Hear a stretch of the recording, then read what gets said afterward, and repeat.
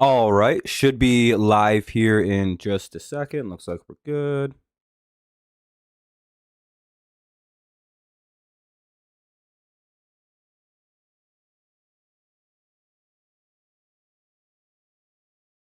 Just got to sign in and get the game going and blah, blah, blah.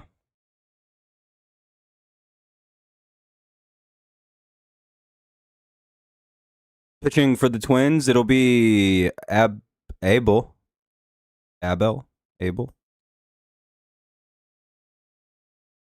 But it'll be Abel pitching. For the Tigers hitting, it'll be Keith to lead it off. Keith, then Torres Green, Keith Torres Green, then Keith Torres Green, Carpenter Torkelson, McKinstry, Baez, Meadows, and Rogers. Against Abel, however you want to say it. Sure it works. Now we await the first pitch to Colt Regard Keith.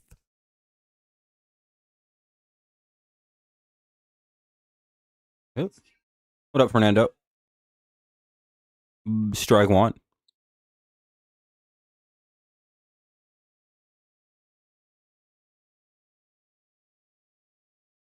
So 1 here to Colt Keith to lead off the game. No score, obviously, just started. They'll call that a ball. What if I just started speaking French? Ball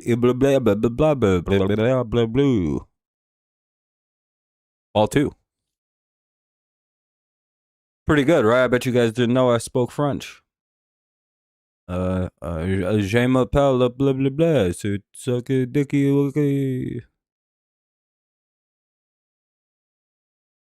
3-1. Nice take there by Keith on a couple of real close pitches there.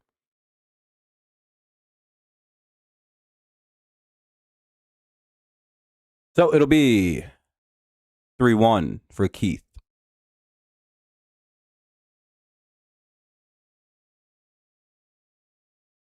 And here it is. Outside. Oh, they'll call it a strike, but Keith will challenge. We'll see what the call is. I think it's pretty close to a strike. I think it's going to wind up being 3-2. Yeah, that hit the strike zone. So, 3-2.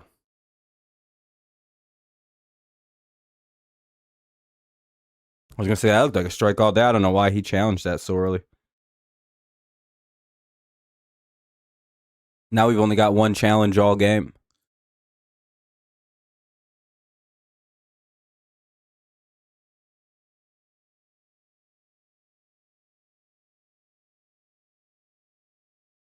And that'll miss low, ball 4. Wow. Yeah, that was a bad challenge.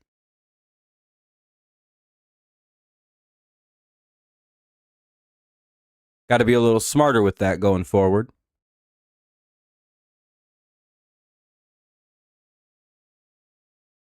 What's up, Kevin? How's it going? Make sure y'all drop some likes to help the stream out, especially if you're not in here to chat or anything.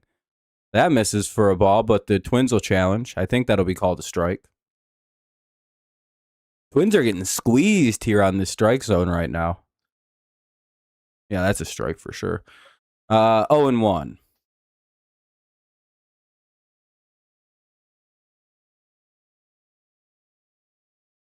One on, nobody out. Torres the hitter.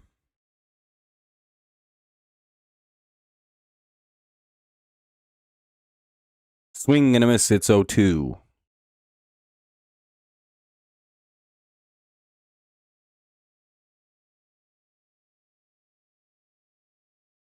About to see a Torres home run.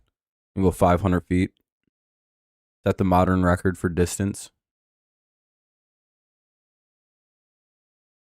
Or a blue pit. That'll get down. That'll should be first and second now with no one out. What's up, Paul? Pitching Sunday and Sandy the Marlins, good pitcher. Oh yeah, hell yeah, you get to go to a school ball game, Kevin. A pitcher's duel too. Should enjoy yourself.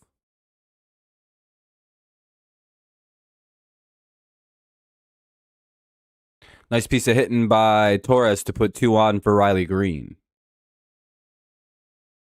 So maybe he gets a hold of one here and does something with it. I'm going to miss strike one.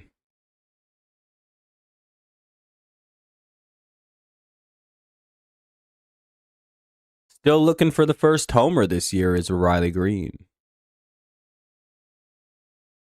Lets a ball go 0-2. Takes a strike there.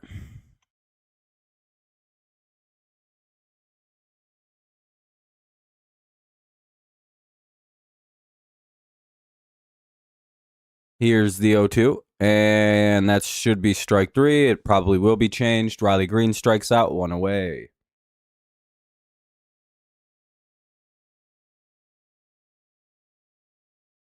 Yeah, that's what I figured.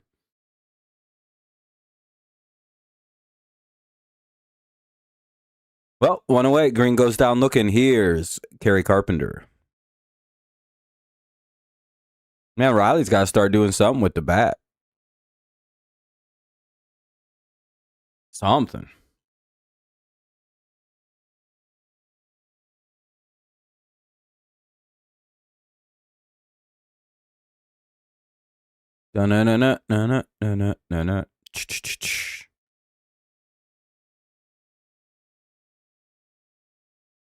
Here's Carp. He takes a strike. It's 0-1. This ump has a very tight strike zone by the looks of it. I wonder how that will impact Mr. Flaherty this afternoon.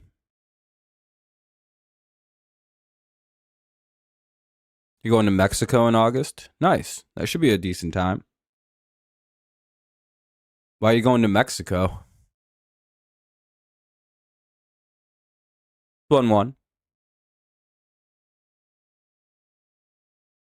Big hit here would be nice.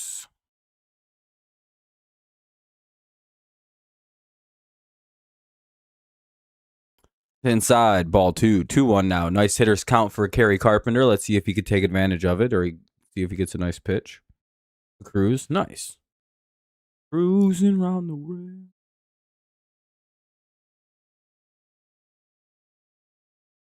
I'd never go on a cruise ship. That seems like a miserable time. Carpenter swings at a high one. It's 2-2.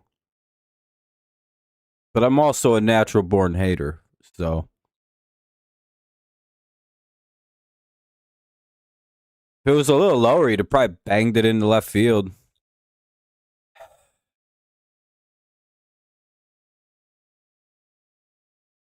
It's 2-2. Timing looked good. He just seemed to be... and he strikes out. Well, 2 down now after a great start, getting 2 guys on. Here's Torque to try to do something with 2 on and 2 out.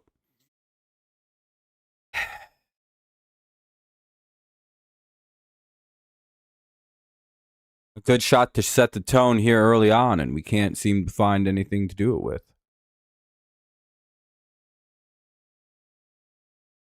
Back-to-back lefties go down.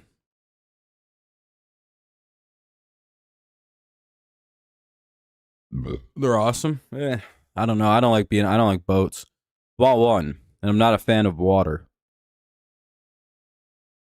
The idea of like open bodies of water is criminally disgusting to me.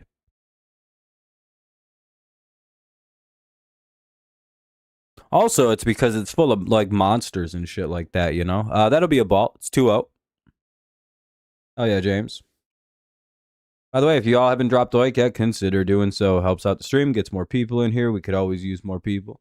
Plus, we try to hit about 20 likes every stream, especially if you don't feel like chatting. It helps out with like the interacting and blah, blah, blah. 2-1. Pretty solid hitters count still. Let's see if Torque can take advantage. 2-1 on Torque with 2 away in the top of the first.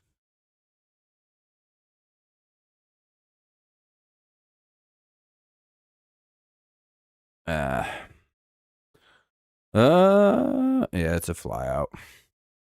Left fielder runs it down and makes a catch at the base of the wall. That'll be the 3rd out of the inning. Buxton, Larnack, and Bell due up here in the bottom of the first. Bottom of the first, Buxton, Larnack, and Bell. Flaherty on the mound for the Tigers, so we'll see how that goes. He hasn't pitched good yet. And the Twins have been smoking every single pitch we've thrown this series. So let's see what happens. How's it going, D? Feeling good. Chilling. Killing. Illin.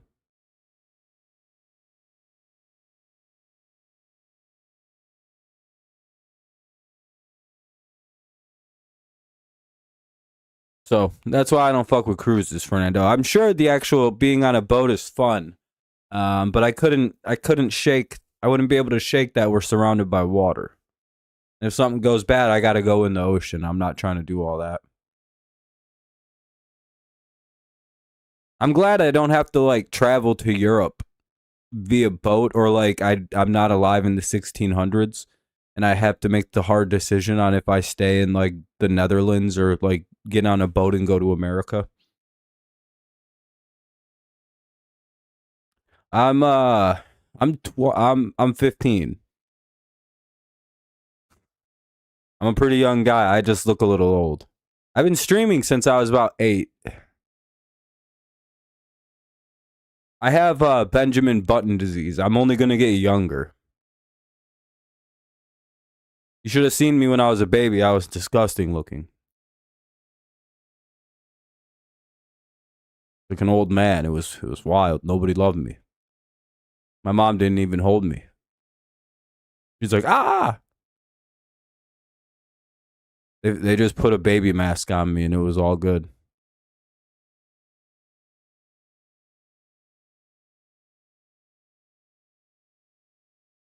Yeah, oh, it's like a whole process. Well, that sucks. But I mean, I don't know. I guess it's like a whole thing. All right, here we go. Buxton deleted off. Flaherty deals, and it's popped up. First pitch. Nice. One pitch, one out. That's about as efficient as you can be. If you're trying to just get in and get out, that's the way you want it to be. I'm 32, though. I'll be 33 in a couple months. Pretty crazy. Getting pretty old.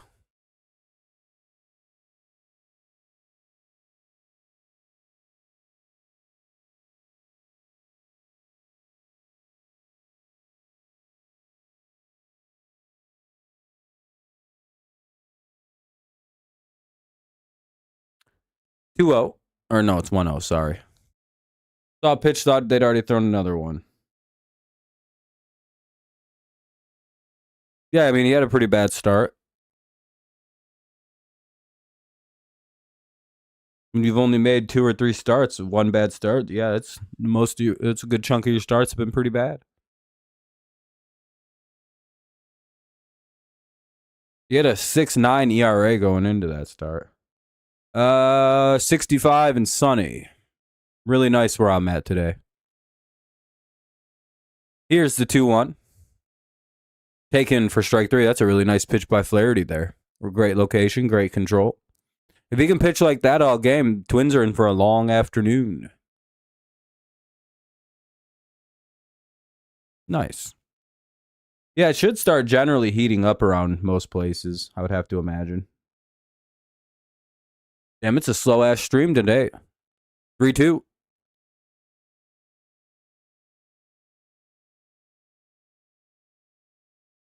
Everybody died.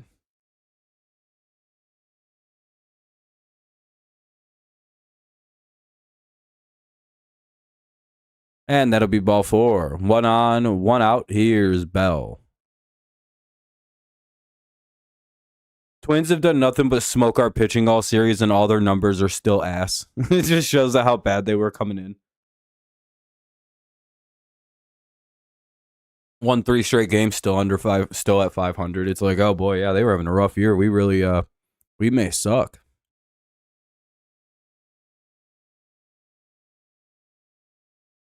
Because Arizona's just been getting their teeth pushed in too. Well, actually, they're 5 and looks like they're 5-5 or 6-5 or something like that now.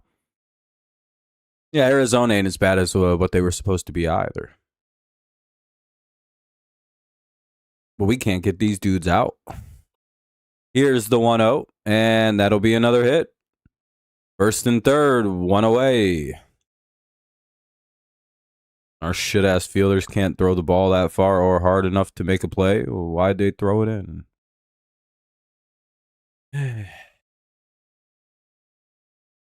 You know what will be eventually nice is if Meadows can produce and we get Max Clark, we'll have a very good outfield.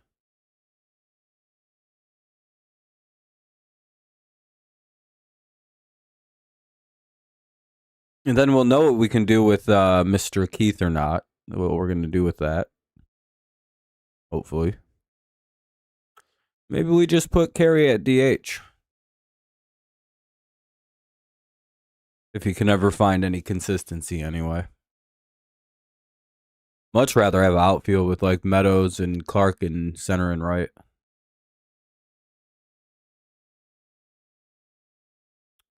1-1 here after a foul ball.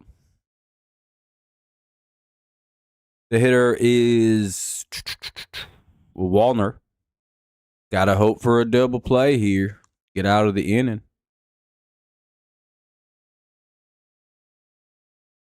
Oh, cool. Right up the middle. Should be nice. Baez didn't even have to flip it anywhere. Kind of a shit throw, but hey, they make a double play. They get out of the inning. Score remains tied at 0. Nice job by the Tigers and the defense there. A lot better defense than whatever the hell that was yesterday. I'm real glad I missed that game yesterday. I probably would have stopped streaming in the first inning. I'd have been like, guys, I'm going to have to go today. They had, like 4 errors in the first inning?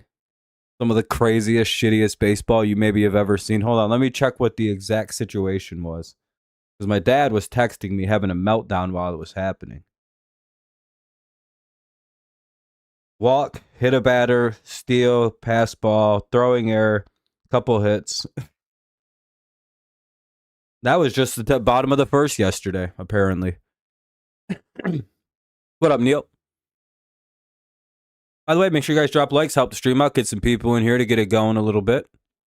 We try to hit about 20 likes every stream. If you've done so already, I appreciate it. If not, make sure you do so, especially if you're not talking. Otherwise, you have little bitch tits. And that's not my rule. That's like YouTube telling me I have to say that, or else I'll get my channel deleted. Yeah, that's what I mean. They gave up 5 runs, and that was a series of events. Yeah, it's pretty nice. It's nice. Hopefully the good weather keeps up. It's supposed to rain tomorrow. It's just like, damn it. But hey, we got today, right? We got today. Now we just got to wait for the game to come back on. It'll be McKinstry, Baez, and Meadows here in the top of the second. No score. Oh, yeah, Peter. Peter Pumpkin Eater. Like Family Guy, like Peter Griffinson on Family Guys. Like, wait, what did you say his last name was? Griffinson. That's their name. So it always has been.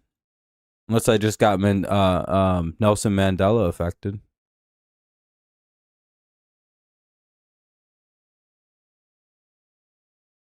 They're still coming back from commercial, which they shouldn't be. The game should already be going.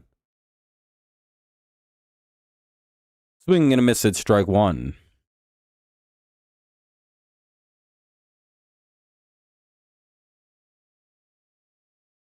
The bats really haven't been an issue. I feel like we've scored like 5 or 6 runs each one of these games.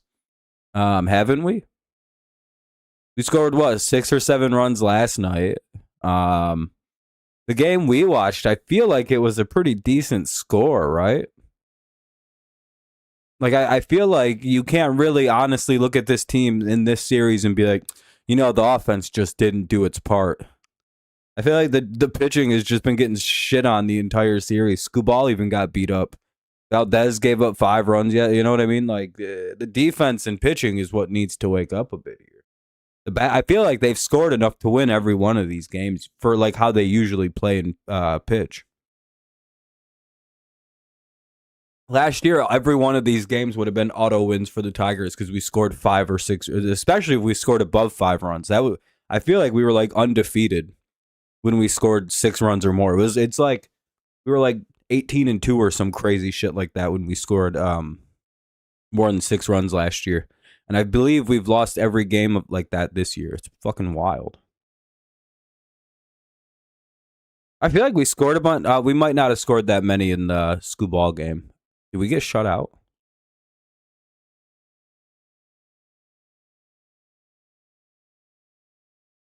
No, I remember we scored at least a run or two. Maybe one. It's not been good. The whole team stinks, but we didn't win. We didn't lose yesterday because of offense. The defense, yeah, certainly we lost because of poor defensive abilities.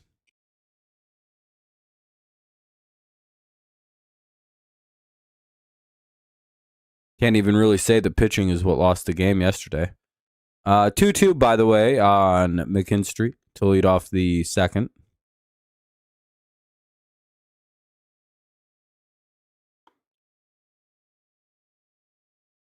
And that'll be another foul ball. We'll get another 2-2. Let me give you a 2-2.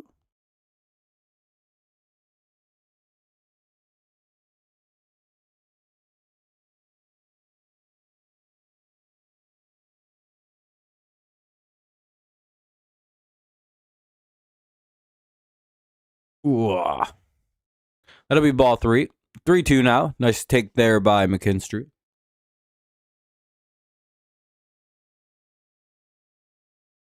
Here's a pitch.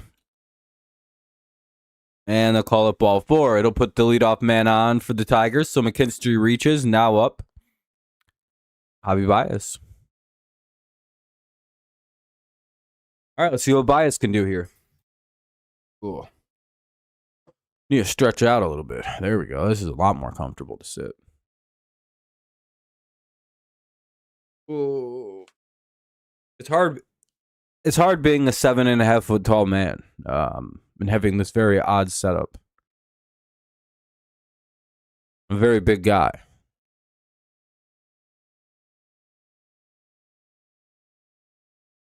This cup right here is a 71 fluid ounce cup. Look how small it looks in my giant hands.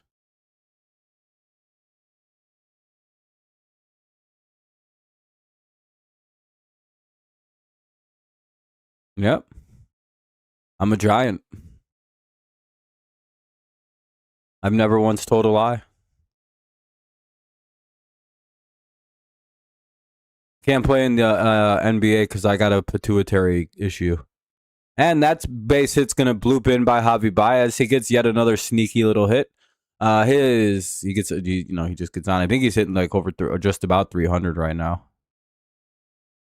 But now up Parker Meadows with 2 on and nobody out. Once again, the Tigers start off an inning with 2 men on. But let's hope that they actually score this time. This is one of them extra large 3-liter bottles of Faygo.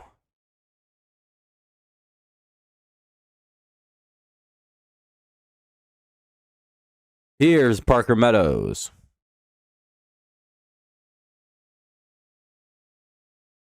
Ball 1. You know who's going to be the hero of this inning is big Rake Joggers when he hits a home run, right?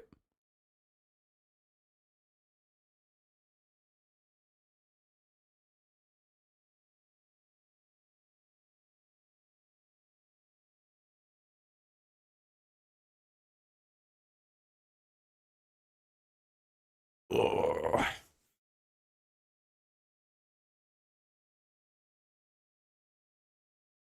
Moon mist, it's the best kind.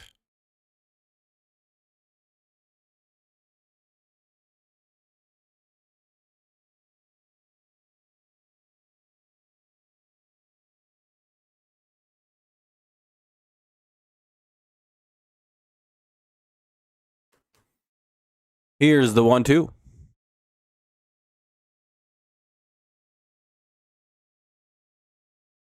Meadows stays alive after a foul ball.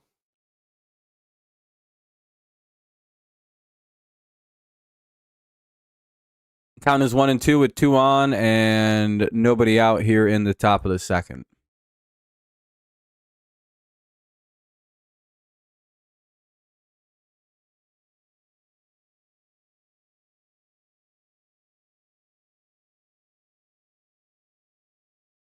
Whoa.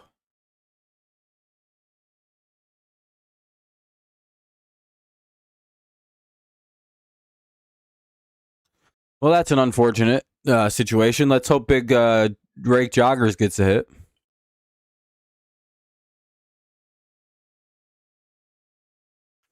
Fago has some pretty good, surprisingly, one of the better flavors of Fago. And if you've never had it, you can confirm if I'm wrong, or if you have it, or rather. They make the best grape pop. Like the best grape flavored like soda pop. And arguably the best orange too. Oftentimes orange pop isn't done right. Like Sunkissed is okay, but it's like kind of off. They make shitty grape. Crush makes pretty good orange, but I still would argue that Fago is a little better. It's 0-2. Rogers down 0-2 now with 2 on and 1 out. Looks like the Tigers are going the exact same way of the first inning.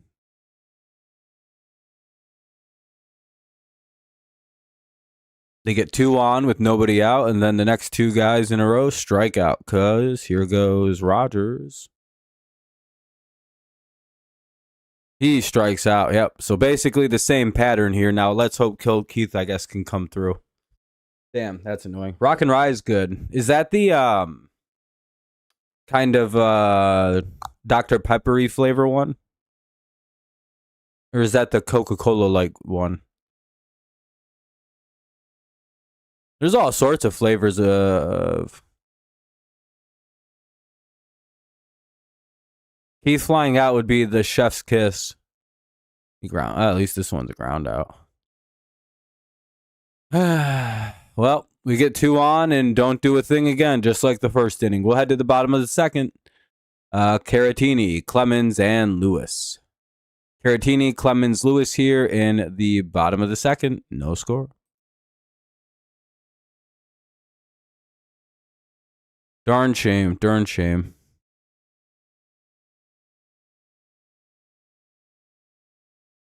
Red pop with a kick. Okay, that's kind of, yeah, that's, okay, that's kind of what I figured. Okay. They also just have red pop. And their red pop's pretty good. They don't taste like candy like. You know how sometimes when you get like flavored pop, like, oh, a nice like red pop, a nice like, you know, strawberry cherry pop, you know what I mean? Like blueberry pop. Like it doesn't taste like artificial disgusting flavors when you drink Fago, and that's kind of the nice part about it. Like usually you see like a cheap off-brand soda and you'd be like, oh, you know, that just tastes like ass, and you're like, actually it's like a little bit better than actual Mountain Dew. It's like, it's, you kind of taste it and then you taste regular Mountain Dew and you go, yeah, regular Mountain Dew doesn't taste as good as Fago. What the fuck? I don't know how to describe it. But as long as the Fago is fresh, it's some of the best pound for pound soda. Mountain Dew has a weird taste to it. I can't quite describe it. Once you start having other like what's the flavor? I guess like citrusy lemon lime pop. That's pretty much what Mountain Dew and Fago Moon Mist are.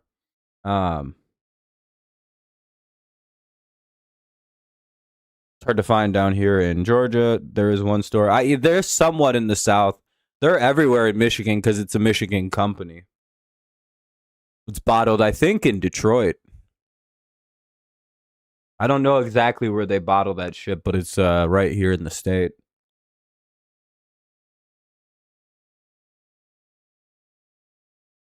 Great. Oh, okay, makes sense. Makes sense. You know about the nectar. But yeah, I don't know. Citrus lemon lime sodas are the shit. Especially when they don't have a weird I don't know what to describe it as. Too much sugar makes it taste weird, and I think that's the problem with Mountain Dew. 1-1 here on Caratini. Labatt. Because that's a Detroit lager, right?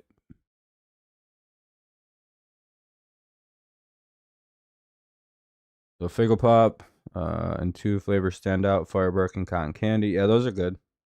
Root beer. I love root beer so much. Yeah, it's because Fago doesn't use weird like a ton of shitty artificial flavoring, like a lot of like candy or like soda pops that aren't like Coca Cola use. Canada, Detroit, yeah. Canada, Detroit, yeah, basically the same fucking place. It's wild that a good chunk of Michigan is farther north than like a good chunk of Canada.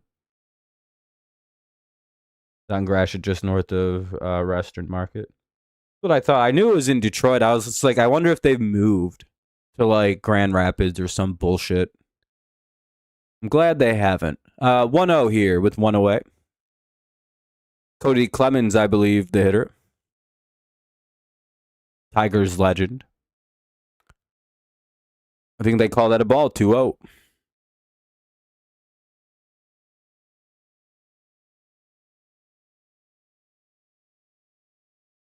Windsor, Detroit.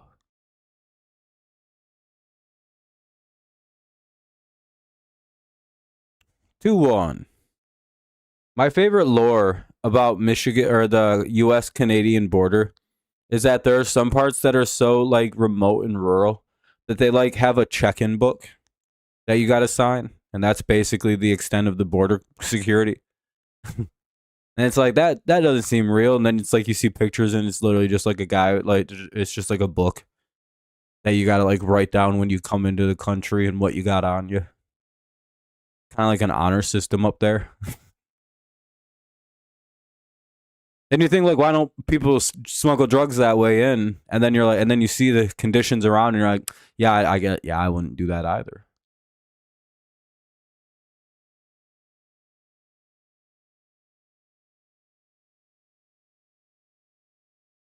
It's just a growing like metropolis. That's the thing with like big cities. Eventually, they just turn into big cities, and they kind of lose that like what's the right word? Almost college city like vibe that they have. Like Kalamazoo is like a college city. It's like a city centered around like three distinct colleges of Western, Kalamazoo, and KVCC, right? Kalamazoo Valley Community College. So there's like three pretty good sized colleges in one area, and the whole city is kind of built around that, or it's like building around that now, and that's cool. That's where it's fun. That's how art form. I don't know. Grand Rapids has just become it's becoming a major U.S. city now, and it's like, no, that sucks. But it's also good that, that we have another major city in the state that isn't like beholden to the auto industry. Um, it's pretty well needed. It can kind of lead the way and show that other industry can thrive in Michigan other than fucking factories for cars.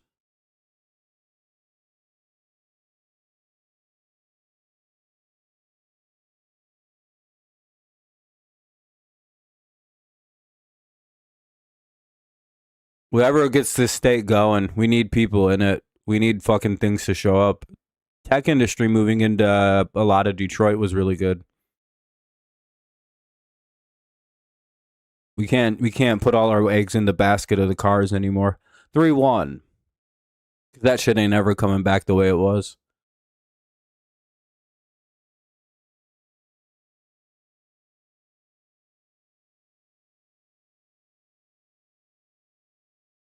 I mean, the tech industry moved in under her, so I don't know. It's doing pretty well economically.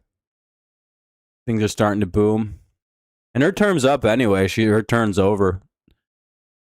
So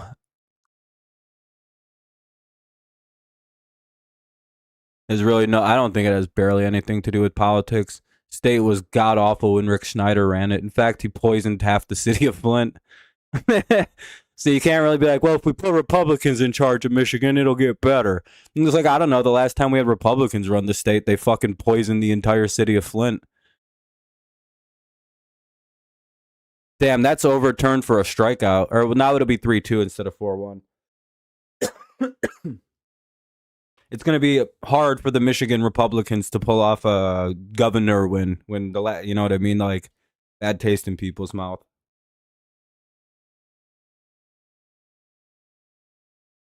And then no one actually got in like any real trouble for what they did with that. And that'll be a strike him out, throw him out double play. Great job by Dingler. Great strikeout pitch by Flaherty. Let's head to the top of the third. A strike him out, throw him out double play. Or no, that's Jake Rogers with the missile throw down to second base. I forgot he can do that too. Great job by Dingler. Great strikeout. Let's head to the... Yeah, he nailed him too. I don't know why the Twins player is still out on the field like they want to challenge it. Yeah, the governor is going to be gone anyway. It's she's done her terms.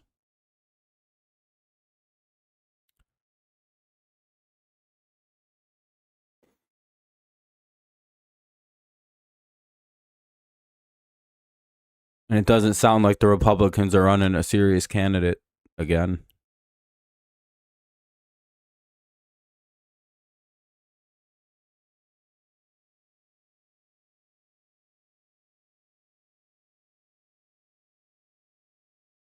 Dun dun dun dun dun.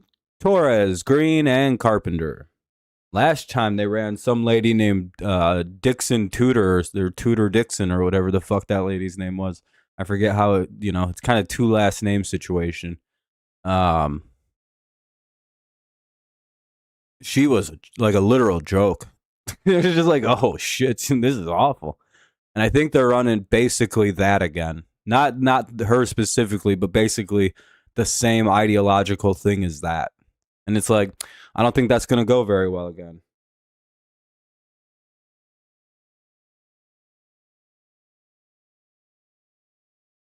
Yeah, I was born right outside of Detroit and Troy. And then I grew up for 9 years in Warren. Went to Crescentwood Elementary. And then I moved to the Flint metro area for another 9 years. Then I moved to the Mount Pleasant area for another 9.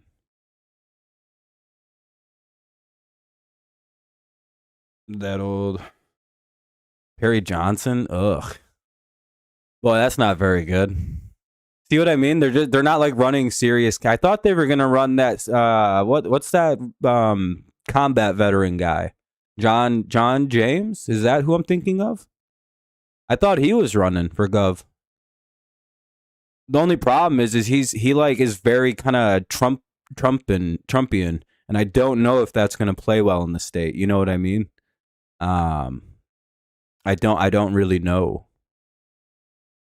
He's just kind of just another, because again, the last time they tried that in the state, it really did not go well.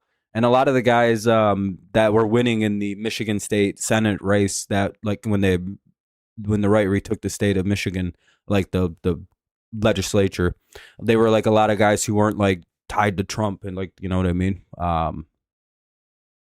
think it tends to. I don't know how that's gonna play.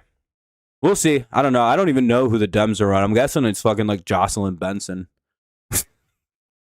We'll see who we get. I don't know. I forgot who won the primary. Either way, 1-2 here on Torres.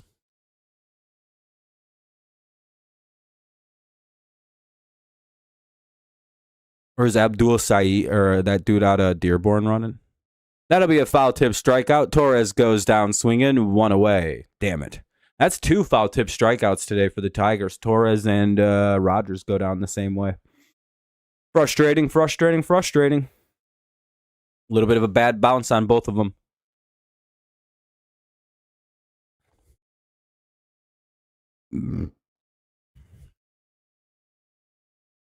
I do think the faster the Republicans decide to move away from sort of like the Trump era stuff, it'll help them perform better and reestablish a new identity.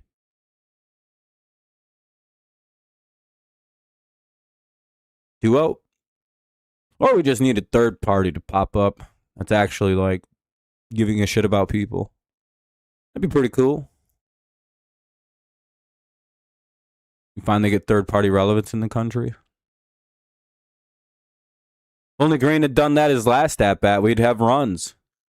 That'll be a double off the wall at the very least. Riley Green gets in there with his 4th double of the season. Nice job by Riley Green. 1 out double here gives the Tigers a shot at runs. So all 3 innings, they get a runner to second base. Let's see if this time they actually get him in. We'll see.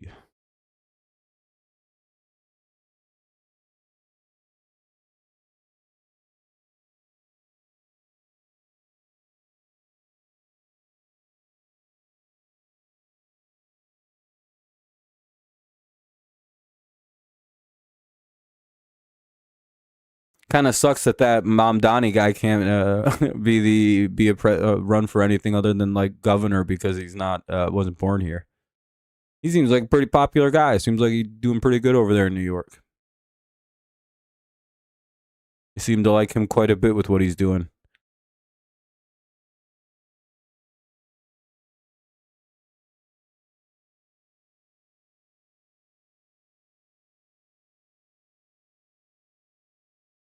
I actually think the real answer is the governor of Kentucky. I think he should be the next president. He seems pretty seems like a pretty chill guy.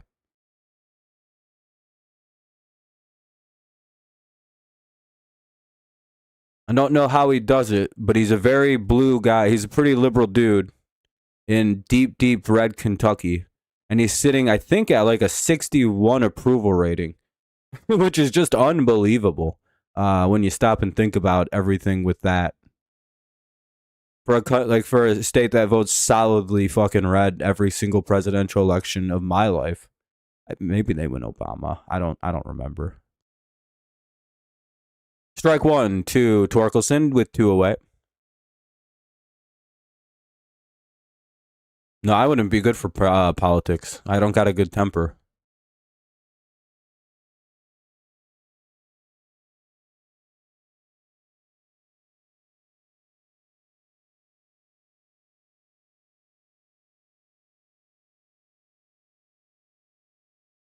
And that'll be a fly out. Bottom of the 3rd coming up. Tigers get a guy to second, but once again failed to do anything with it. Gray, Outman, and Buxton do up for the Twins. 8, 9, and 1 in the bottom of the 3rd. No score.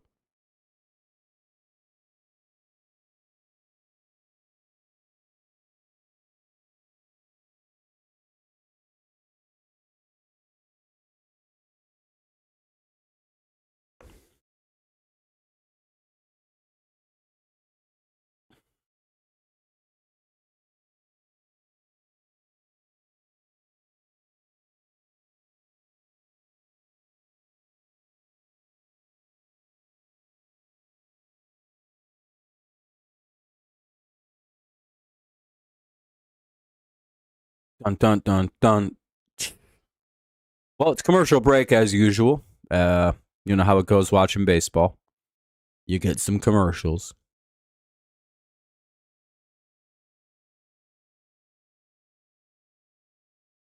Oh, you mean where they trade Scooball and then just fucking win the division in the last 2 months of the season?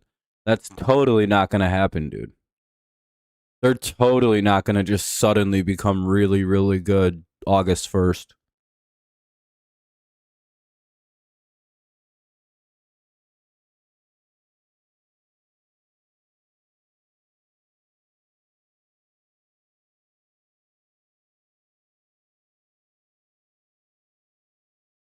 I just think they're having a slow start. I don't really put much stock into. I don't know. At some point, we'll have to start caring about the slow start, but you know, how much care can you really put into it? The Blue Jays were like a dead in the water team last year. Yeah, that's where I kind of sit too. 40 games, see where you're at. If you're 500 at 40 games, like 19 and 20, who gives a really just don't even care. It's just like, all right, cool, we're having a decent season. The Tigers did the classic move of they played too hot too early and tuckered way the fuck out. Classic young team mistake. 1-0 for Gray. Good teams know you don't got to do what you don't got to start off gangbusters. And the Tigers' miscommunication leads to a bloop single. That's awesome. Love to see shitty defense. Here we go.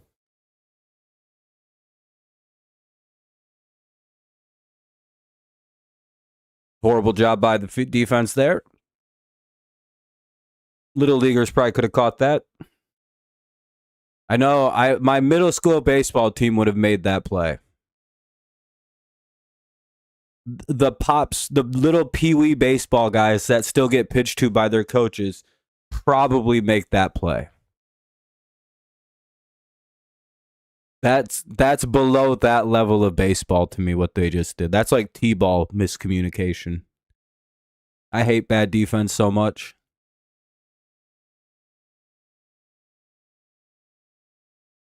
I think it's actually inexcusable at the MLB level. Like I don't think there's any reason you should play bad defense. Not unless the ball gets completely lost in the sun and you're up there going, I don't know. I'd bench players over it. Especially after yesterday, I would have no fucking fuse for this team. I'd be like, yeah, you're done for the day. Why? What the fuck was that? Didn't we just have a talk about this yesterday? Fucking garbage fielding.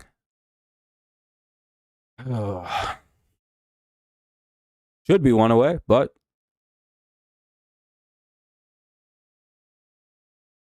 I'd also be a tough scorer. I'd rule that an error on 3 different players. I'd be like error on Riley Green, error on Javi Baez, error on the third baseman because he wouldn't got himself involved. Heath. Why didn't one of them catch it?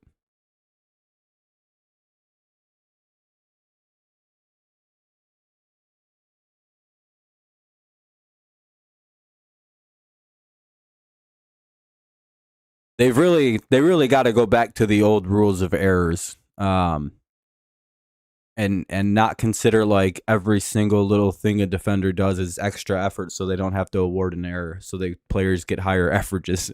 I really hate it. The only thing I hate about the way that that's my biggest hate of the modern rule change stuff is the horse shit around errors. Teams get away with a lot of bad defense because of the way things are scored nowadays. If you gotta like, I don't know, if a ball bounces in front, if like you take a hopper, you like can't get ruled an error on any of it. It's like, well, he made an unbelievable play. It's just like, well, he threw the ball into the stands. Yeah, but he made all this effort to get the ball. It's just not an error. It's like, what?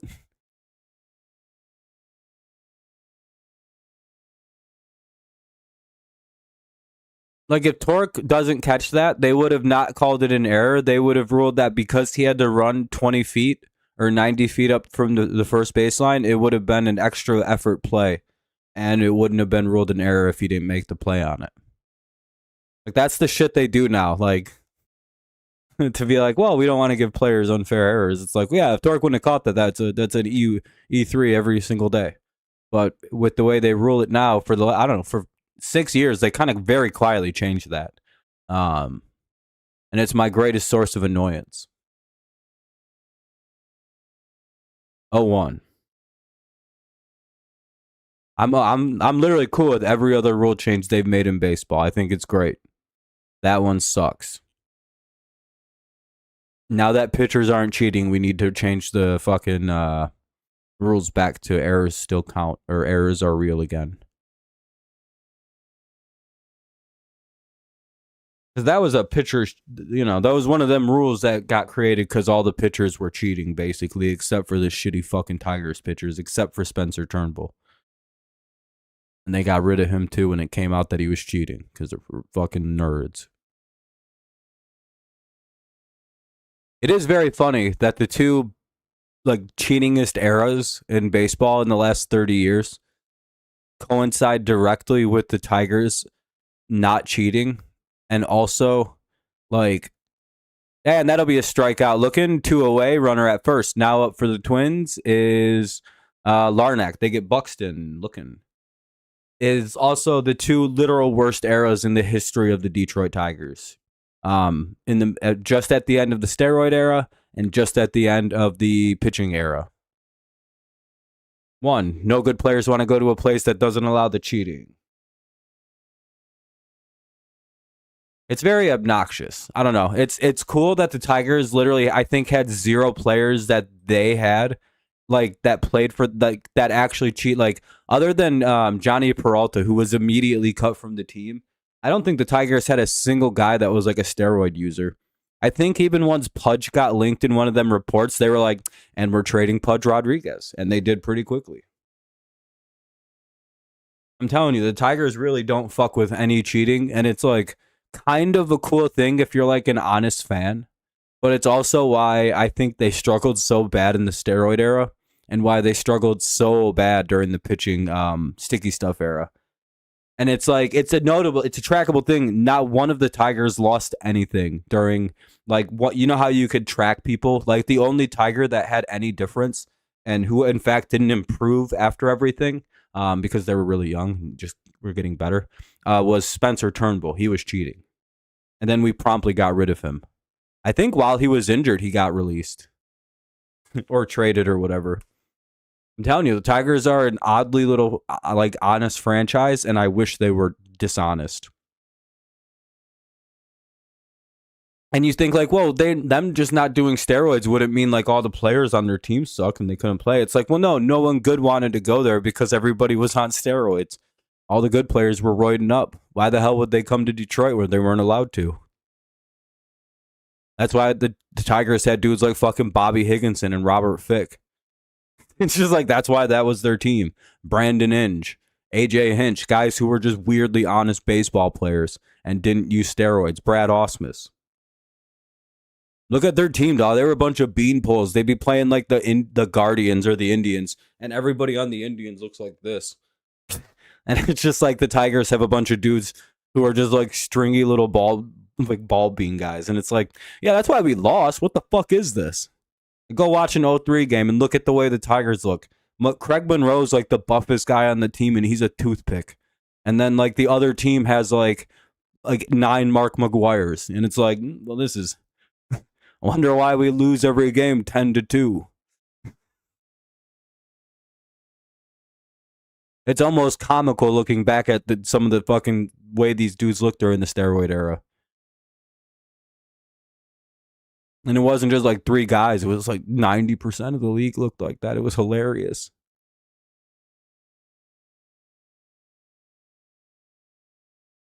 But one thing that I do actually totally believe, and this isn't even ironic, I don't actually think steroids make you any better at baseball. They just make you be able to get stronger to hit the ball farther.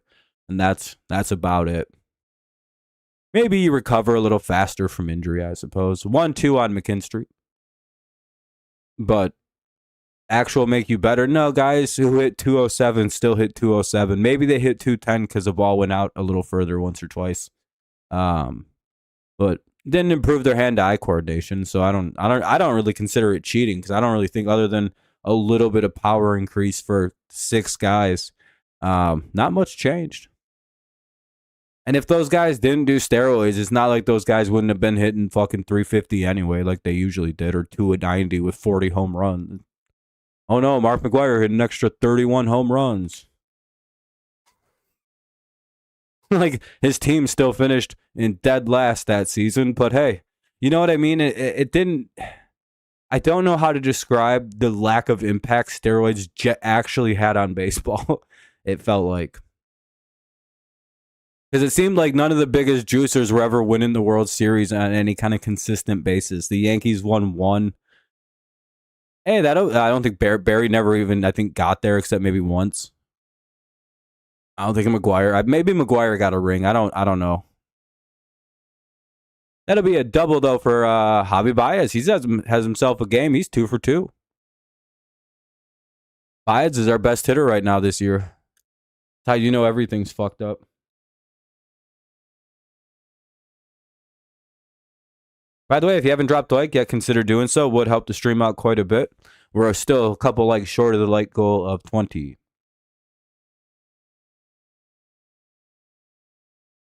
Oh yeah, they got there in '02. I forget. San Francisco played Oakland. I literally always forget about that World Series, right? And the A's won it, right? No, yeah. I'm bad at baseball history. Angels, thank you. I knew it was two Cali teams. I just didn't remember what two Cali teams. I'm bad at sports history. I genuinely am. I don't try to even pretend to know or claim to be a sports history expert. I'm a very future thinking sports fan. I'm very good at predicting things. I'm very good at like figuring out small little trends and that usually come true. I can see talent pretty well. I'm shitty with the game.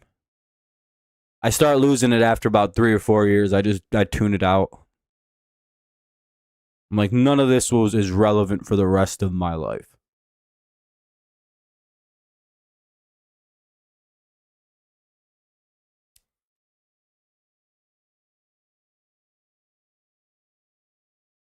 Strike one.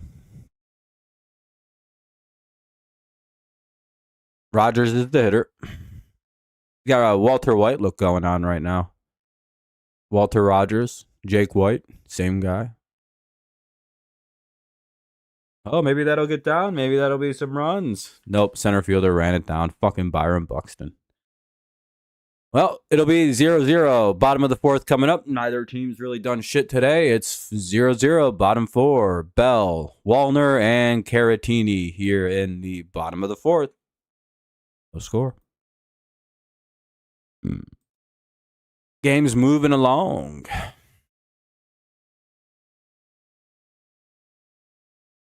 Got ourselves another pitcher's duel.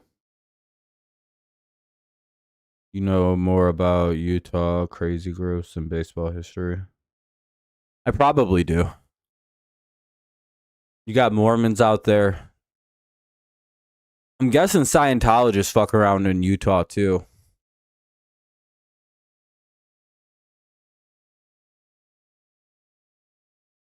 Other than that, I don't really know what's out there in Utah. I guess in probably some crazy like 3%er type groups, but I don't know. Utah doesn't seem like their ground.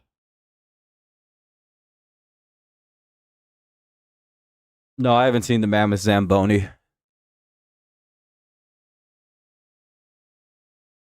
Anyway, bottom of the fourth. Commercial break.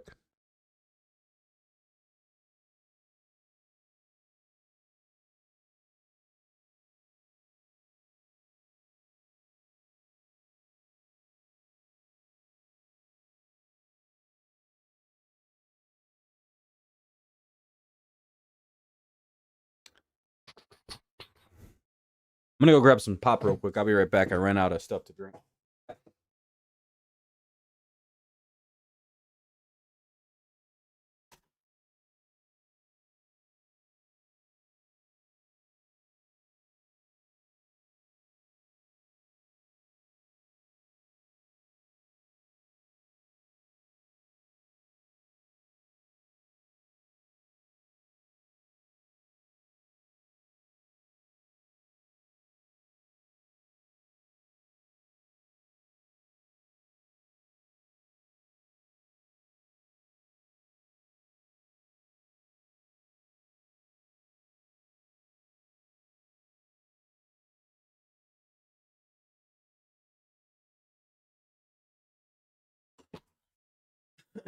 Oh, home run.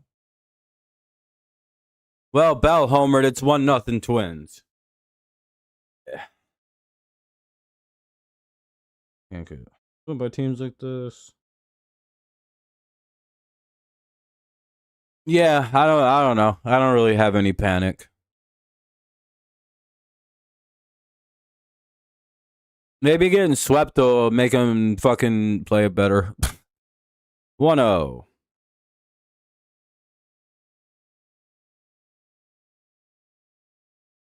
I don't know. I just have nothing to really seriously like actually look at or analyze or anything.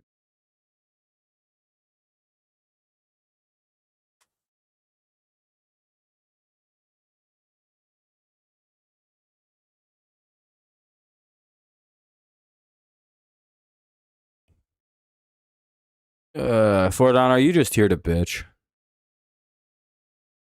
Ugh.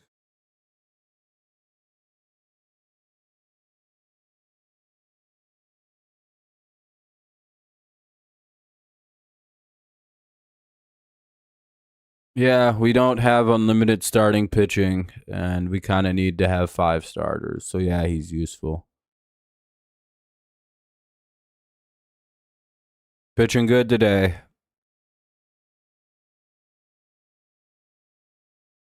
We honestly probably should have won his last start too, but the offense didn't really do shit. I don't really think the bullpen held it together. No, they did. We just didn't score. We lose that game. We lost the game like 5-0, and everyone's like, that was on Flaherty. Or like 4-0. And it's like, that's on Flaherty. Scuball does the same thing, and they're like, that's on the off. Noticing.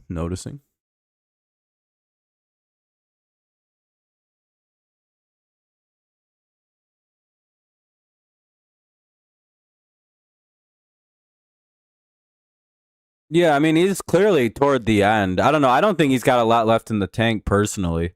But if he can get us to, like you said, at least Melton getting back and healthy, that would be pretty nice.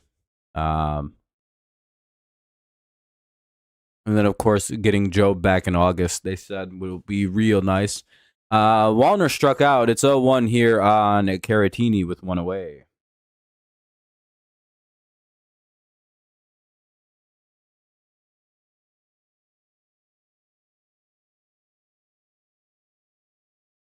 Oh and 2 on Caratini,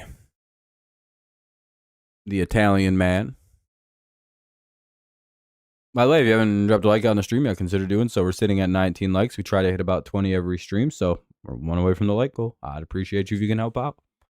Thank you if you have already. That'll be a ground out, 2 away, and now up is Cody Clemens. He was involved in the strikeout throwout double play earlier, which he struck out and a base runner got thrown out. Always exciting.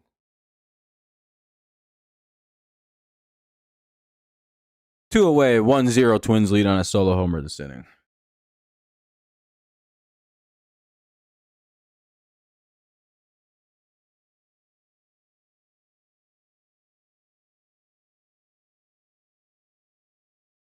Yeah, I don't know. That's why I don't care about the beginning of the season for down. That's why I don't understand fans complaining 2 weeks into the season. It's like, yeah, I mean, I get it. They haven't played great, but it's like, I don't think there's any actual real analysis you could pull out of the first 2 weeks of the season. You need a day. I think this is his first day off all season, right? Maybe a second. 3-1. Or 2-1, rather. Sorry. I thought there was already 2 balls. They updated that shit hella fast. Now it's 3-1.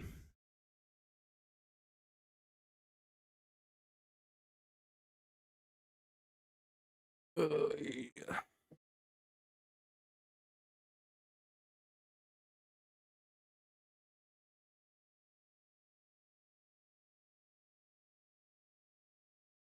Yeah, it's ball 4. Boo, Flaherty, boo.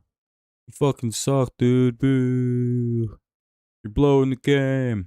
Tigers lose 3-0. It's on Jack Flaherty, dude.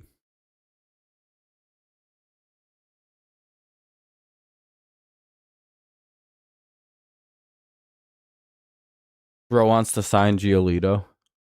That's embarrassing as hell. Pick off attempt, nothing going on.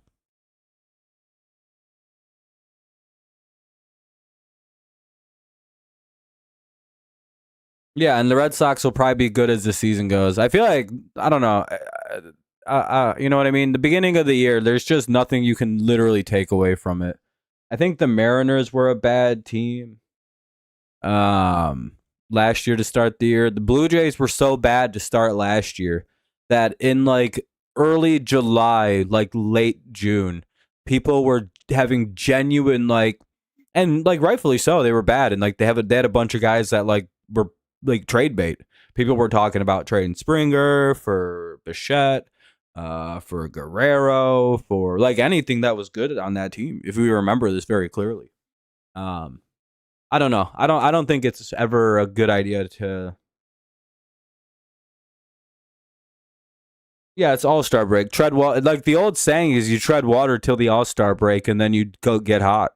Isn't that a Sparky Anderson idea?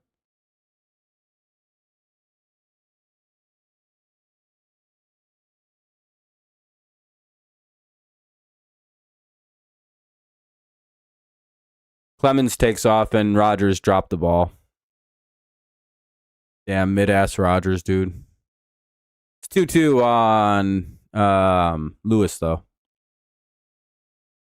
Runner at second, 2 away.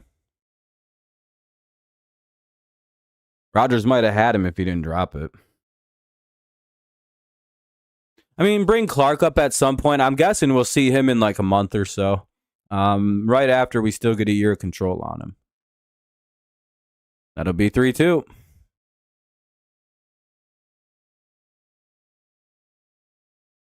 Come on, don't lose it, Flaherty. You're pitching so well right now. This has the shitty Flaherty inning written all over it.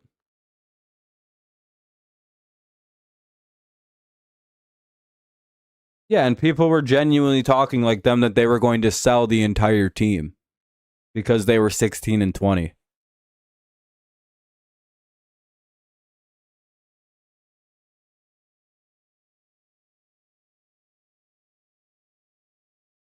I'm guessing so. Plus, it's like a day game, and I think they play tomorrow night. So, let me check. Yeah, they play tomorrow night, so it's like they get like he gets an extra like chunk of time off. You know what I mean?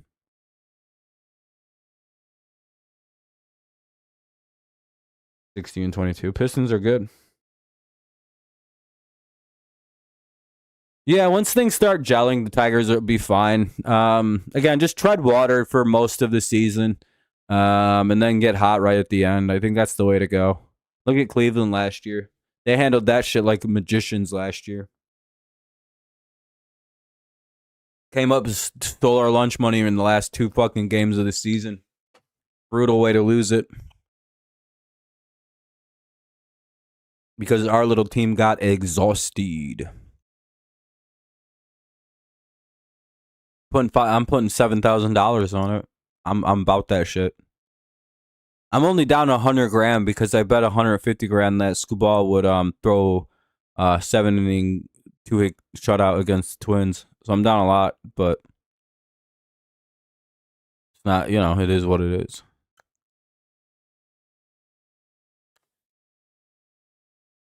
I count the money I theoretically would have bet on the game as my losses and wins. So you have to figure that out for yourself.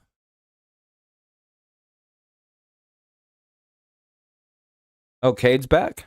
Oh, shit. The league ain't ready for us, dude. Pistons still won the 1 seed without Cade out there for a few weeks.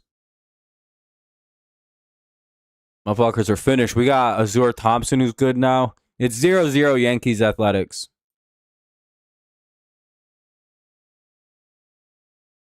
He had a double-double yesterday. That's my fucking guy. Bottom 6. Let's see. 0-1 to Colt Regard, Keith. It's Keith, Torres, and Green.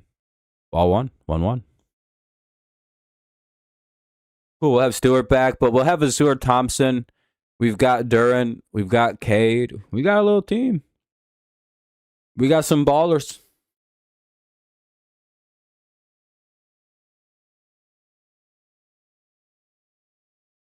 You just gotta remember it's a long baseball season. A lot's gonna happen.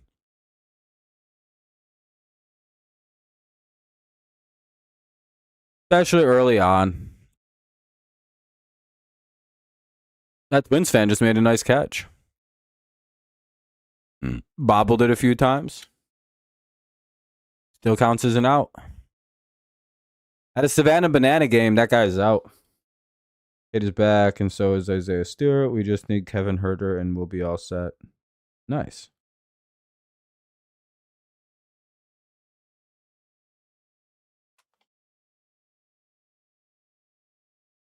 Are they in the championship game or just is this a Frozen 4 game? I know they're playing what, Denver?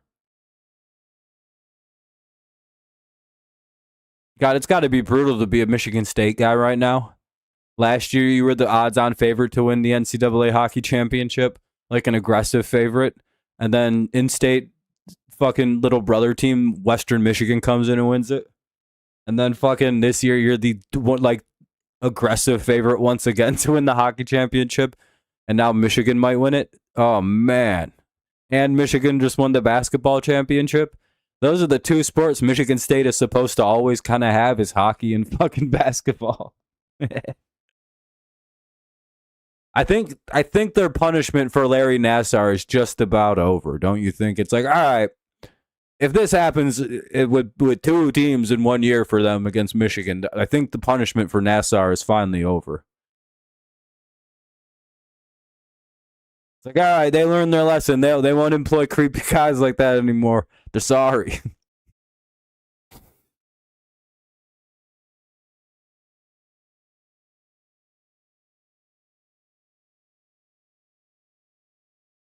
Yeah, the Red Wings fell victim to the Trump curse. The only Detroit team that hasn't fallen and Colt Keith flies out one away. And this is non-political, by the way. The Trump curse seems to affect Detroit sports teams in a unique way, in that every time one of these stupid fucking teams decides to celebrate like with a Trump dance or do some weird Trump celebration shit, all the teams turn to dog shit. We saw it with the Tigers last year. What happened? We were cruising last year, right? Just kicking the shit out of people. We go to New York. We're kicking their teeth in. For some reason, Trump shows up to the game, and Dylan Dingler starts shaking his asshole wide open for the president. And now, what happened after that moment? We lost so much. We lost the division. We had a 15-game lead in at that point in the season. We had a pretty good playoff run, but what happened with the Lions? What were they, 5-2 going into that game against Washington? No. It's a fucking curse, dude. What happened to the Lions? They played that game against Washington. Amon-Ra shook his asshole wide open for the president. So I think someone else did too. They did their gay little dance, and they jerked off a couple ghosts, and then the Lions season completely imploded. Everything imploded on them. No. It wasn't the playoff game in Washington. It was literally like they played Washington like last season in the regular season, and they beat them, but then they did the Trump dance, and then the Lions didn't even, like, they missed the playoffs, lost the division. Now, go to the Red Wings. Mr. Dylan Larkin is on the U.S. Olympic team. By the way, this is a phenomenon that seems to only hit Detroit teams, and I'm really not sure why this is. Dylan Larkin celebrates like an asshole with Cash Patel. Kind of a little looser, but then all of a sudden the Red Wings go from a surefire playoff team to now they missed it.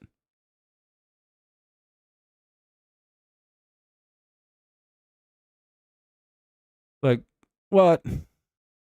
You gotta admit that 3 times is not a fucking, like, that's something. That's not a like a statistical, like, and it like charts to that exact moment on all 3 teams. That'll be changed to strike 3 most likely. So most likely we'll have 2 away and Torres will be out on a strikeout. Oh, wow, it missed. It'll remain a ball. Twins lose a challenge. Dude, and again, it has nothing to do with politics. I know I made it a little incendiary with the comments. I'm mad because I've lost 2 seasons to the 3 seasons really to this goddamn dance. And it's like the teams need to stop doing this. Because like every one of those teams were like the best team in the league before that moment. And then they did that, and then they all almost missed the playoffs. The Tigers just barely squeaked back in.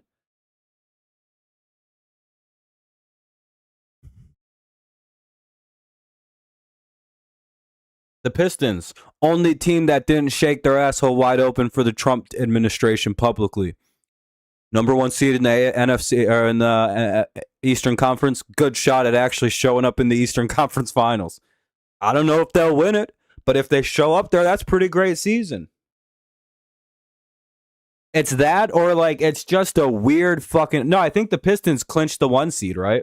Like it's like they are the 1 seed. Is that not a like a done thing yet?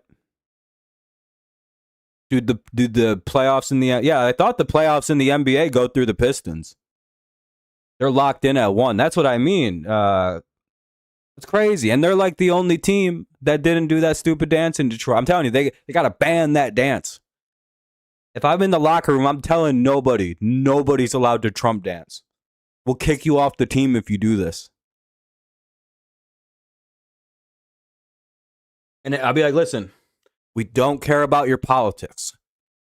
Most of this locker room probably voted for him 3 times. Listen, just can't be dancing like that, Dylan. We know your family voted for him. We know you illegally voted for him when you were 16. You talk about it all the time. Back in 2016, you talk about it all day.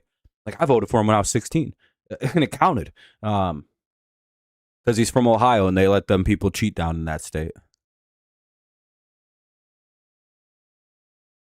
Yeah, and again, it's nothing to do with the political side. I don't care. It's all about I believe in jinxes, and that has fucked 3 teams now in a row. And the only team that didn't do, and Riley Green strikes out looking for the second time today. Riley, it's called swing the fucking bat. I'm so glad he strikes out the way he does, because we're not going to have to pay him as much money as we thought we were going to have to pay that guy. I'm so glad about that with him. Ugh. He's like 50, 60, 70 million dollars cheaper than he should be, because of the fact that he's like pretty hurt regularly and he strikes out a fuckload. Just, we'll be able to keep him for like 150 million over like 8 years or some shit. He's not going to get a huge contract. He has done really nothing to earn it.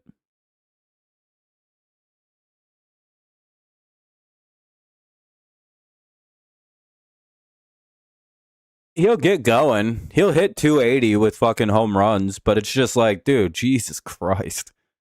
I'm so glad that we're not going to have to pay what we... It'll probably be 250 to sign him, and we'll probably pay it. Because again, he's solid. He's a threat in the lineup, so pitchers he's dealt with very uniquely, but he's got to stop striking out the way he does. Even Torque's cut down on the fucking strikeouts, it feels like. And he's been a great disappointment of a pick too.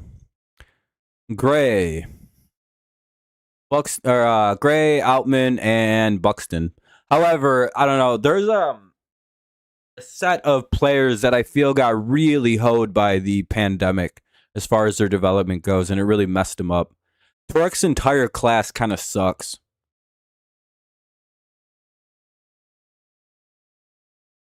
Yeah, if Carp could just be consistently healthy, it would be really solid.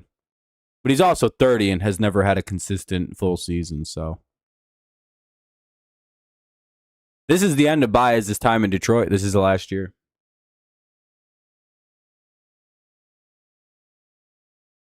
I'm guessing he may retire, by the way, at the end of this year. He is like, what, 30? He'll be 33 or 34 this year. He's a little older than most people remember for whatever reason. I don't know why people don't remember he's old. And he's like, he's playing on like last year. He was coming off like back and hip I think he had like hip replacement and like a back surgery. He got his knees worked on. He had like 4 surgeries 2 off seasons ago, and it's like, yeah, I'm pretty sure he's like done almost. No, it's 2026. This is the last year.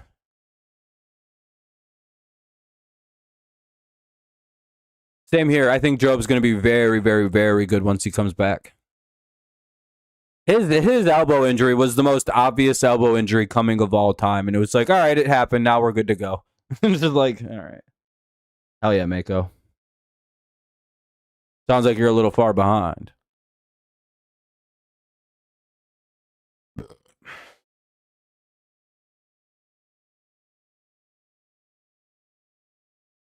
found out I'm a Patriots fan, so it's been interesting to find out that my coach may be fucking Diana Rossini, which is cool as shit. I know he's married and cheating on your wife is wrong.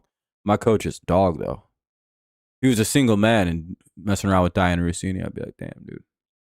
A cool ass guy, my coach is. What's up, Gibbs?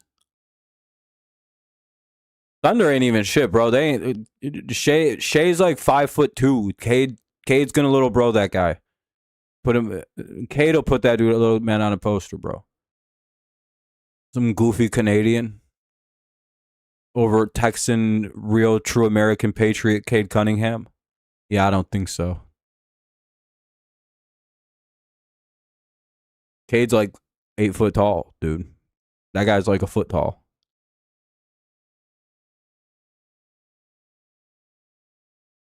2-2 on Outman.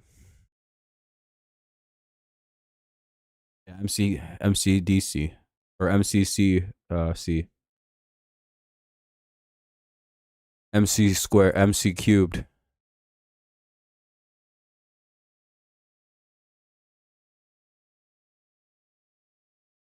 MC squared. Energy equals MC squared, which is Motor City Cade Cunningham. Or Motor City Cade. I don't know. There's something there. There's something there, Gibbs. You workshop that. You can have it. 2 down here in the bottom of the 5th. Yeah, fucking SGA, more like SCA when he plays the Pistons, right? They ain't ready for the bad boys in Oklahoma. They're a bunch of good-hearted boys out there in Oklahoma compared to what we are. We got a bunch of savages on the Pistons. Whenever Pistons start acting like fucking bad guys for whatever reason, they just go, all right, what if we just start fighting everybody and kind of like play really aggressive basketball? They turn into like the best team in the league, and I think it's very funny that happens once every like 40 years. It's just like, all right, well, or every 20 or so years, the Pistons just decide to start fist fight in the league. They got one in the 80s like that. They got one in the 2000s beating up on people. You could very well get one again, just kind of having guys like Isaiah Stewart around, beating up on people. And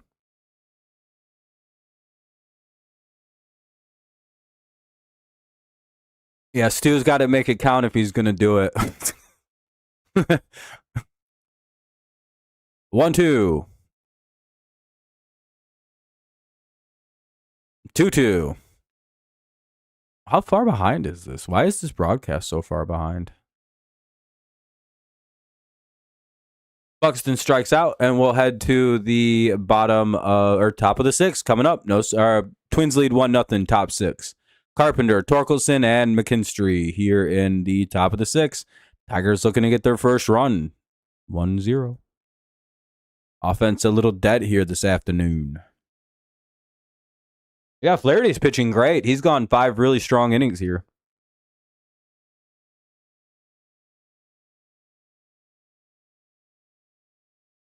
To be fair, the way basketball seems to work is it like filters through like the AAU leagues. So like the NBA wants players to start playing a certain way, and they like push those new rules on like the youngest leagues, and then like down in like the middle school leagues they adopt those rules, high school leagues. I think LeBron is as much a product of his era as any other player. I don't think his style of play actually is like anything transcendent. He's 6'10". He runs and dunks the ball most of the time. Like he doesn't do anything that like other people can't do, like, and have always done that are his size. I think LeBron plays a physical style of basketball. The players who don't and who made the game kind of soft and contactless are players like Steph Curry, who stand back and fire threes from like the half court instead of driving up at all. Your Kevin Durant, who stand back and fire threes instead of dunking every single play. LeBron sucks at shooting long range, so he just drives in most. Like, you know what I mean? Like most of his points are probably 2-pointers. Like driving in too, because again, he's a big guy. Put LeBron back in like the 80s or 70s, and he's one of the most dominant players the game has ever seen, just like he is now. There's nothing you can really do about the size and athleticism of the guy. And put him in a league where he's coming up with like the aggressive style of play. Give him that instead of like the style of play that's a little softer, more finesse that he grew up playing, enforced by things like AAU, things like high school rules that are like monitored by the NBA. And then when they get into the NBA, those rules are already used to them. Yeah, I'm pro steroids in sports. I don't think steroids was actually cheating. Um, Things I think are cheating in baseball would be using Adderall. Using any kind of speed before the game would be cheating. The pitchers using sticky stuff because it adds rotations and actually makes them pitch physically better. It's 0-1 on Carp. Steroids just make you hit the ball kind of far. They don't like it's like whatever. I don't know. They fuck with the ball so much. I think it balances it out. They just dead the ball and it would be a fucking neutral thing. If that's a pop out, one away. They figured out the ball, like how to manipulate the baseball so well at like in Major League Baseball. They could notice half the league on steroids, change the ball so it's a dead ball, and everybody's still hitting ground balls anyway. They can completely fuck it. At least in my opinion, they could.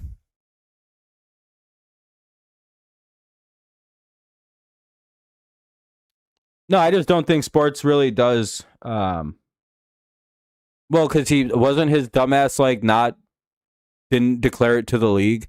There's a very specific protocol to which you have to declare that you're taking Adderall to play professional sports, and if you don't follow it, you deserve to be suspended. Even if you have a prescription, if you don't tell the league and you're not following a script, they're like, "Duh, that's cheating, kind of." Like the Legion of Boom was fueled by Adderall. Why do you think that's not looked on more favorably? Like historically, the Legion of Boom should be one of the most revered like defenses in NFL history, and it's kind of got a weird asterisk on it because half of that fucking team was using fucking was abusing Richard Sherman's Adderall prescription. Um, no, and again, JMO needs to be on ADD medication, probably ADHD medication. That's cool. And again, there's nothing wrong with that. Chris Davis got into a lot of shit too because his dumbass did it improperly. And it's right for leagues to crack down on that. They need to. That is a cheating substance, amphetamine salts. They make you like twitch faster. They make you like react to things quicker. And playing a sport like baseball, football, where you have like that secondary like it's like that's cheating. Like that actually can make you cheat.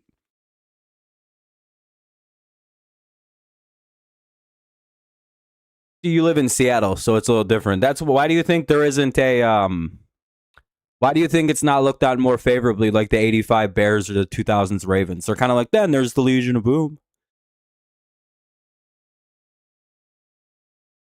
I don't really consider LSD to be a performance enhancer.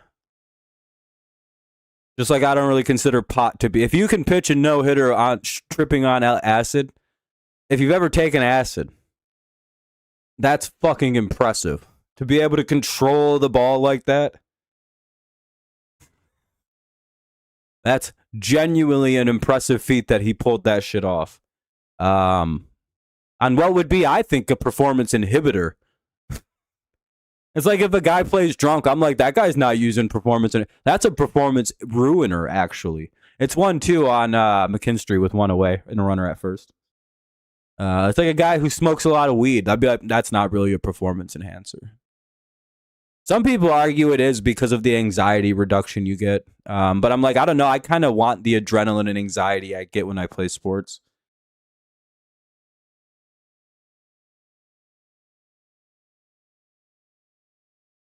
You went to jail tripping on acid?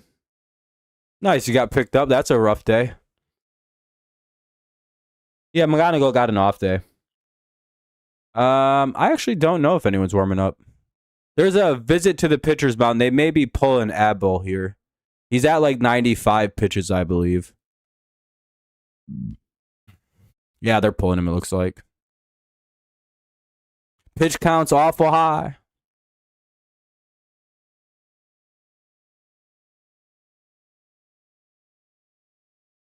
I haven't seen the Tigers bullpen. They haven't showed us it yet. They got two. Oh, no, they're going to let Abel try and get this last guy. Weird to see a coach go out to the mound and not pull the pitcher. But, you know, to be fair, AJ Hinch knows so little about pitching that he probably just does not give a he just does not bother to go out there and do anything other than, like, unless it's like I got to talk to the defense thing. Federer handles all the pitching business. I'm pretty sure that was Baudelli that went out there. That's their manager, right? I'm guessing it's still Rocco Baudelli.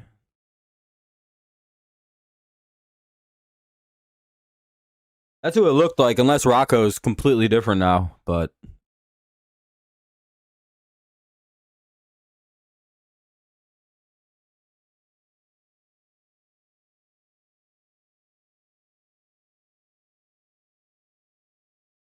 the Tigers, they should have got a fucking right-handed bat in the offseason. I don't know why the fuck they didn't. It's very annoying they didn't get any right-handed bats. I agree with that, actually. Their plan, though, is to just get one at the deadline, is what they said. They wanted to address pitching and just focus on pitching in the offseason, retain guys, and get a bat at the deadline if they have to. They said they have a million. They have plenty they can acquire or trade. They can trade that Lazaron Thrizon kid and probably get a pretty solid right-handed bat in return from someone. He'll never play for the Tigers. We can trade him. We got like a ton of guys we can just kind of pop around and just go grab a bat. I'm not that pressed about the bat. I really wish we would have gotten one, though. To be fair, other than Pete Alonso, there wasn't a ton right-handed bat-wise available.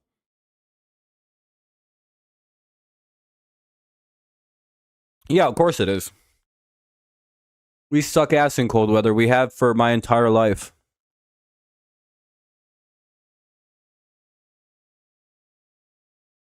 And it's mostly because all of our best players are from warm weather fucking places growing up. So, like, we got, like, the reason Dylan Dingler's our best player right now is because fucking Dingler's from Ohio, I think. So it's just like, yeah, I'm used to this weather in baseball. You play baseball when there's sometimes snow on the ground.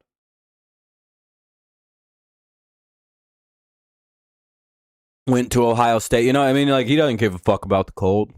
McKinstry, that's why McKinstry's also one of our best players right now. He doesn't give a shit about the cold. Doesn't bother him. I think the rest of these guys are from like California, Florida, and Texas and shit like that. It's just like, and I think Keith may be somewhere warm too. But again, it's always, you can kind of look into it and track it. Texas. I think he's from California. I don't actually know where the Meadows family is from. Baez is having a really good start to the year. He's kind of an anomaly. I don't know where he's actually from. Cali. Probably Florida or California. Florida. His last name is Torres. You know? These people aren't used to, like, this cold. And again, I don't think baseball players play well in the cold anyway. It's a hard sport to play when it's cold.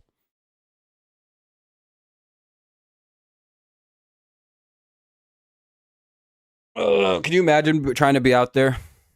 It's not really cold today, by the way. It's just like that also is like a slow reason guys start slow.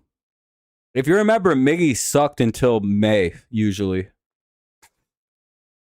Like, that's another reason I think I always remember to remind people. I'm like, guys, remember Miggy would hit 200 till fucking the end of April every year. And everyone would be like, well, this is the end of Miggy. And then by the end of May, he's hitting like 370 somehow. And you're like, oh, I didn't even see when that happened. Can they come back and win? I don't know. Down 1-0 in the bottom of the sixth is a lot of runs. I hope so, Joseph. I hope so. Flaherty back to work here. He's at 76 pitches, so he's in good shape here in the sixth. So hopefully he can keep it going. Larnack, Bell, and Wallner here in the bottom of the sixth. Hope for some good. Let's hope for a quick, clean inning from Jack. It'd be nice to see him keep it gone.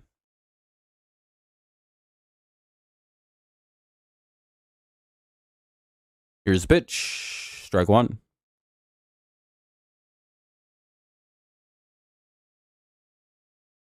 Yeah, I mean, just the story of the Tigers, right?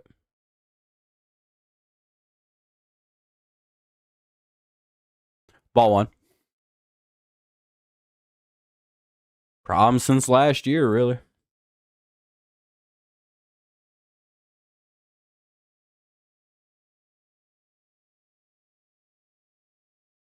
This is on that. It's 2-1.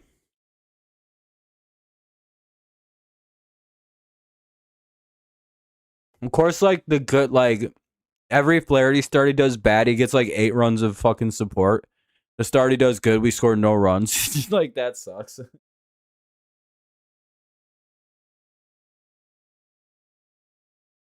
I mean, if he can get if he can get us through 7, yeah, we can get to the good part of the back end of the bullpen, which is nice.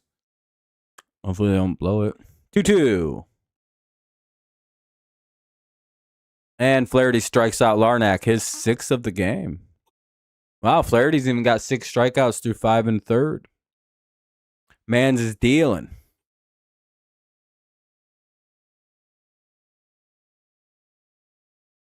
All right, 2 more outs, Flaherty, then get him the fuck out of this game. Or unless he just gets like 2 pop outs in a row, he'll be at like 90 anyway. So this is a good start for him to build confidence off of a very solid quality start if he can finish these 2 outs. Strike 1. He's got his shit working today. I hope this continues.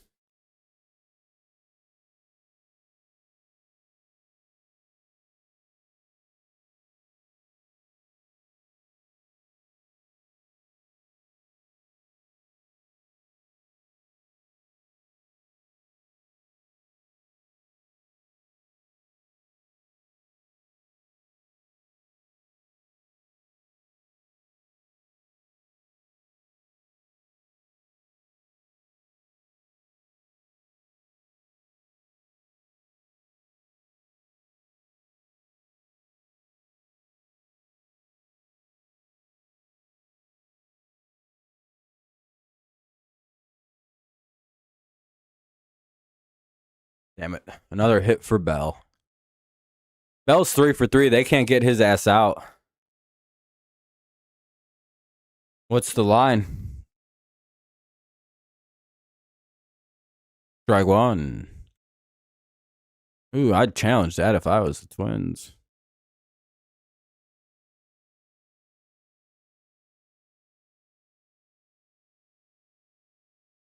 It's 1-1. Now it's 1-1.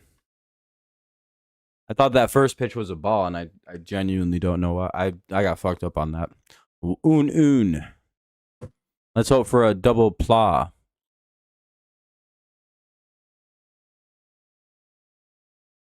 Oh no. That'll move the runner to second, so it'll be first and second now with 1 away. 1.5. Yeah, they should be ahead, but they're just not doing anything. Helton is warming up. Tyler Holton.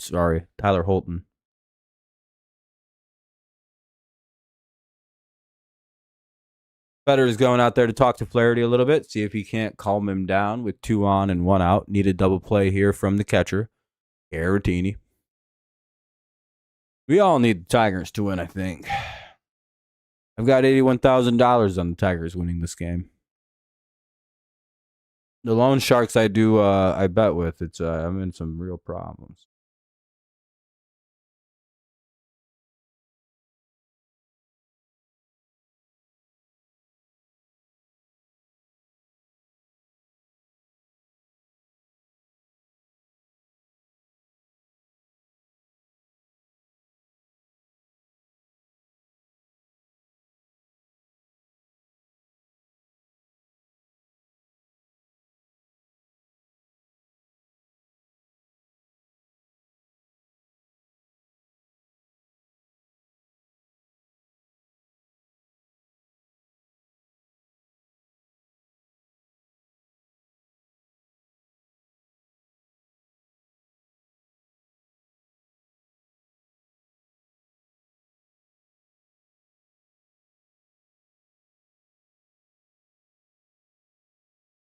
Sorry, I just had to refresh something there. 0-1 count. 1 away. Here's oh yeah, it's Caratini still. That's a ball. 1-1.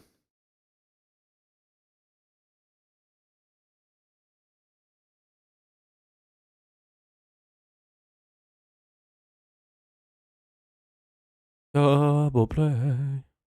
You can only hope. Double play. Oh, that'll be a fly out. Well, maybe. Catch it. He does. 2 down. Runners have to hold at first and second. So it'll be 2 on, 2 out for Cody Clemons. He's walked all 3 times at the plate.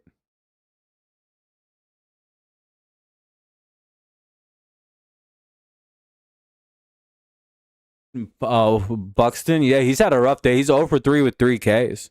And that'll be it for Jack Flaherty. They'll go get him. He'll go 5 2/3. Really strong outing by Jack. Hopefully Holton can come in and get a hold here and keep the runners from scoring. Keep it at a 1-0 game. We'll see if they bring in a pinch hitter, though, with the lefty coming in to pitch for Detroit. We got ourselves a pitching change. A pitching change, a pitching change, a pitching change, a pitching change.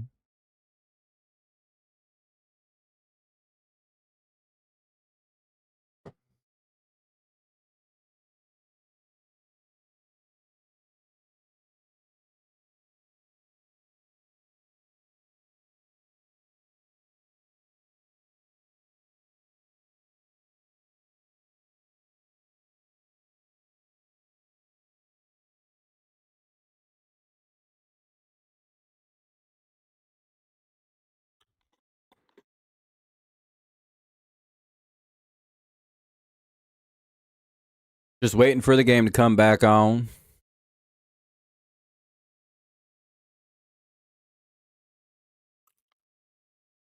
Dun, dun, dun. Need a quick out here against Clemens to give us a shot in the top of the 7th to put ourselves back in, or maybe even take the lead. 1-0 Twins, bottom of the 6th, 2 away, 2 on, first and second. Clemens the hitter for now, unless there's a pinch hitter.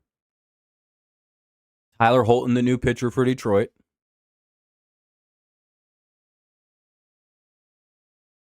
Ain't no drink left in there.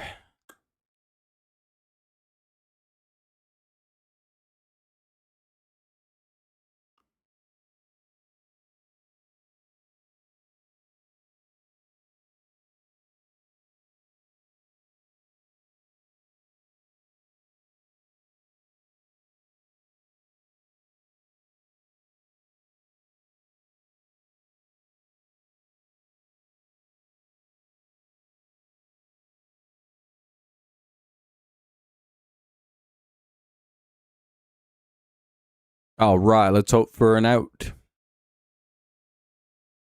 And that'll be a fly ball. Should be the final out of the inning. Very cool. Ooh, that was to the morning track. That was a pretty deep fly ball. So that'll be the final out. We'll head to the top of the 7th. It'll be Meadows, Rogers, and Keith. 8, 9, and 1 for the Tigers here in the top half of the 7th. We'll be back with a quick commercial break.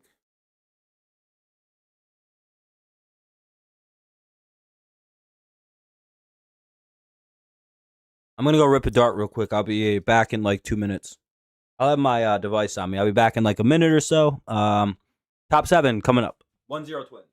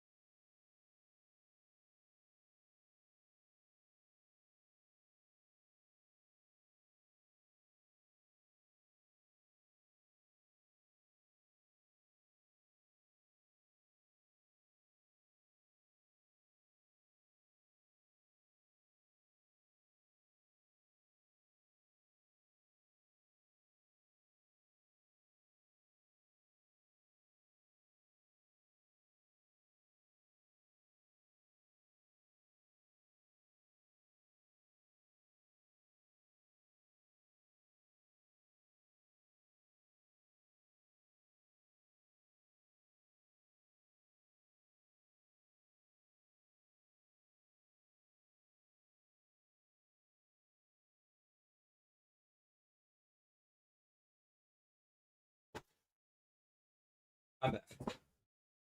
Sorry about that. You got a 2-1 count to Meadows. That'd be nice, Joseph. It would be really nice.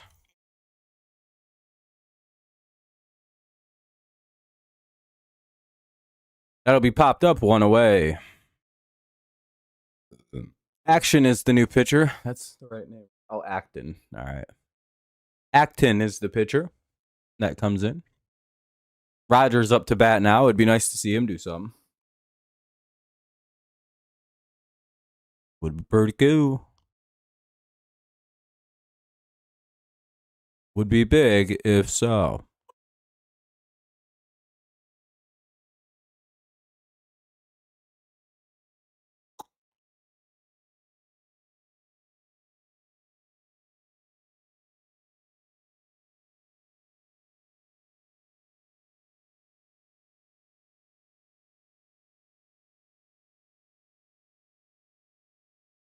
And that'll be in there for a strike. It's 0-2.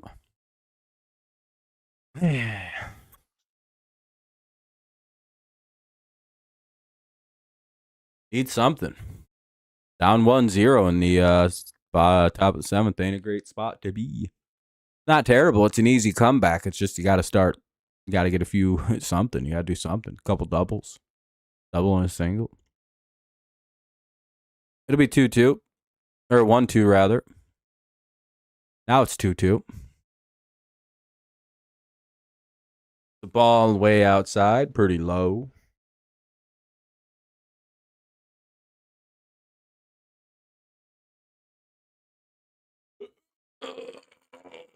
Excuse me. Fouls that one away. It'll be 3-2. Or 2-2. It'll remain 2-2.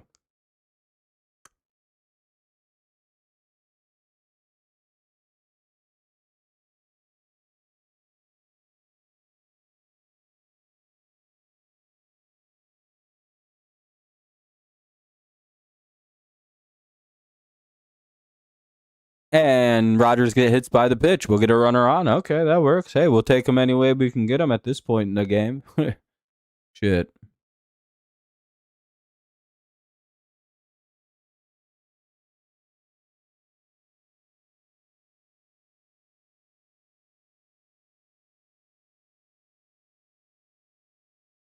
My stream's behind a bit. It's 1-0 or a 1-0 count. Acton set, ready to deliver, and ball 2 on Keith. Top of the order for the Tigers, by the way. We have a 2-0 count on Colt Keith with a runner at first and 1 away. One good swing of the bat, we take the lead. It's always a plus side.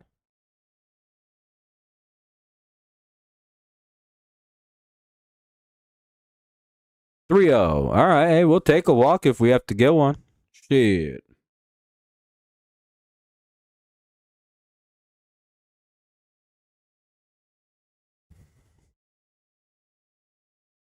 Works for me. You know what I mean? 3-0. 3-1. All right. Well, that was the free pitch. We'll see if they actually give him a strike here next.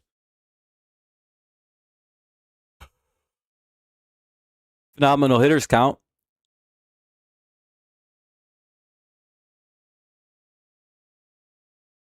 There we go. That's up the middle, and that gets through. That'll be a base hit. Now it'll be 1st and 3rd with only 1 away. Mound visit for the Twins. Seems like they're just going to waste some time here, so any momentum gets slowed up. Torres up now with runners at 1st and 3rd and 1 away.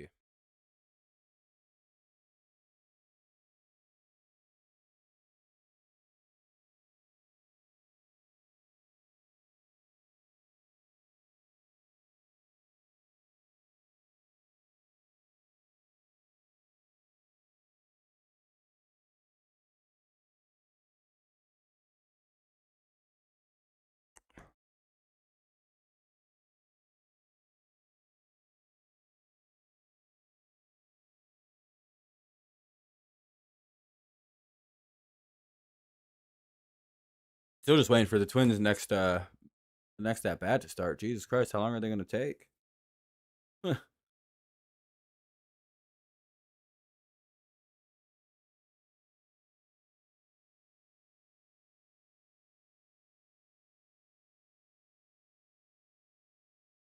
I hate the Twins, dude. They drag shit like this out every game.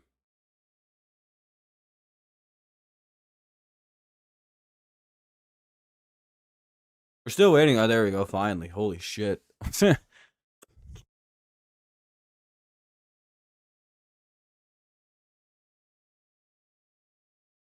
Strike one.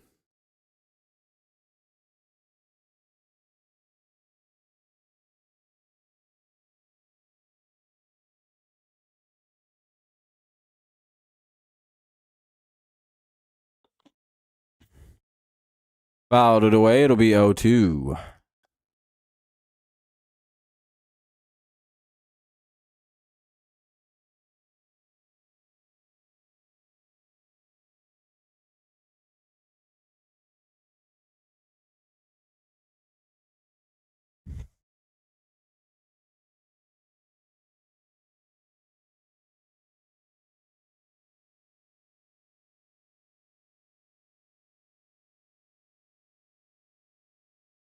Here's the 0-2 to Torres coming up.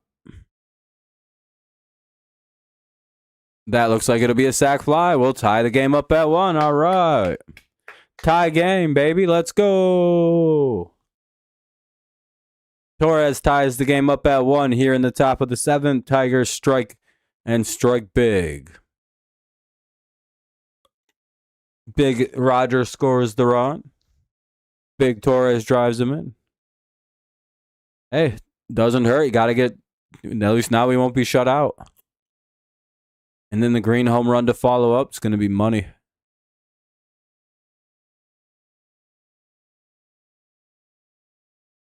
What's up, Eric? It's 0-1 on a foul ball.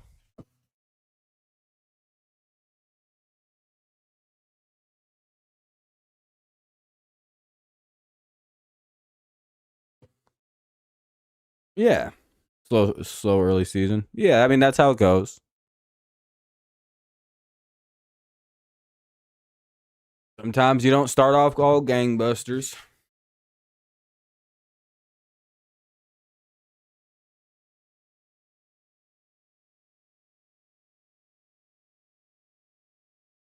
That's a ball. 1-2 now on Riley Green.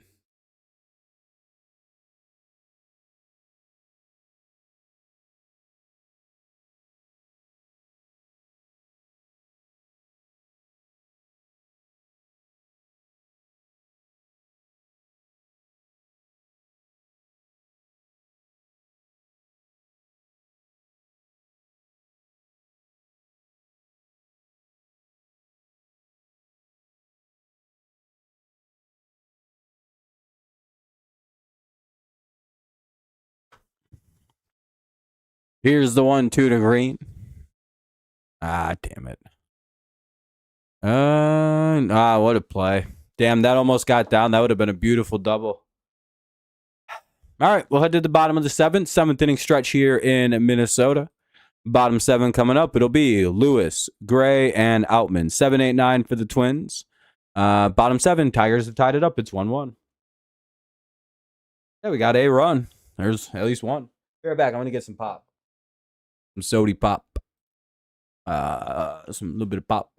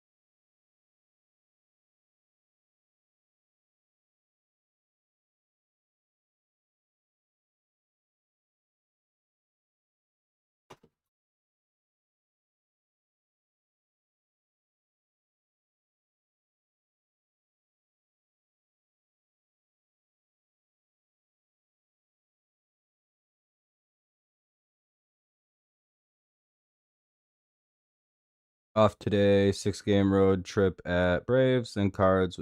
Nice. That's not bad.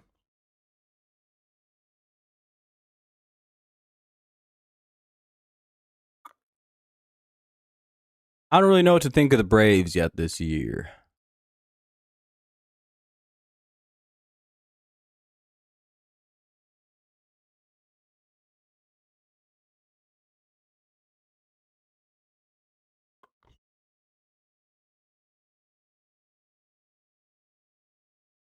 All right.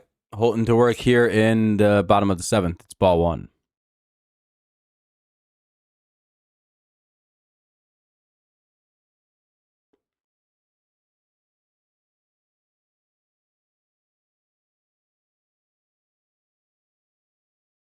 Strike 1. Team Tigers versus Braves, April 30th. That could be a fun game. Hopefully they win at least one of those games. But hell yeah, hopefully you have a good time. 2-1 here to Lewis.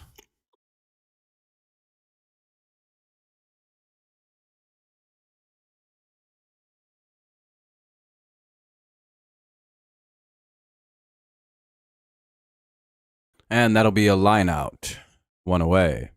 Nice play by Meadows in center field. Austin Martin will pinch hit for Tristan Gray.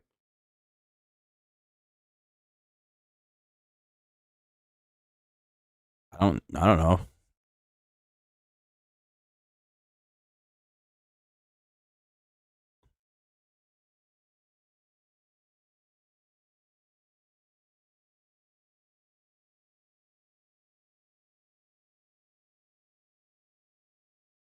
It was a long time ago we played them. I have no idea how that series even really went. It was like, I know we won 2-1, but I don't really know other than that. I don't know, pitch good, I guess.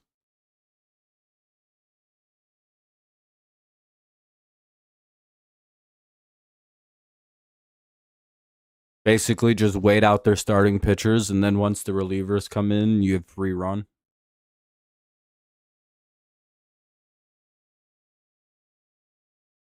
If I remember right, they had a shitty bullpen, and they couldn't really score that many runs consistently.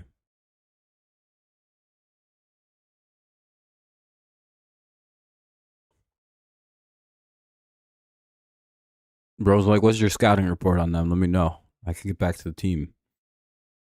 Ball 1. Didn't offer at the waste pitch.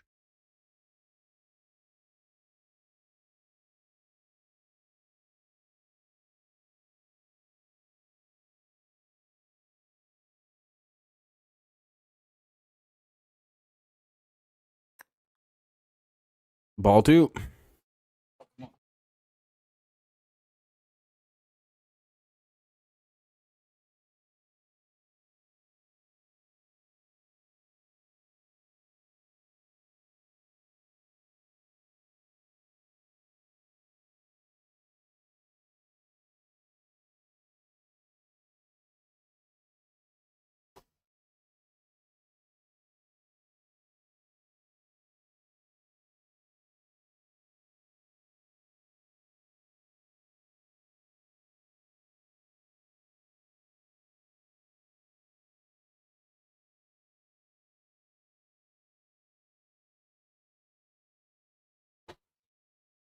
All right, I had to change it.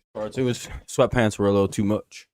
And the man reaches 1 on, 1 out, which we're going to get a pitching change now.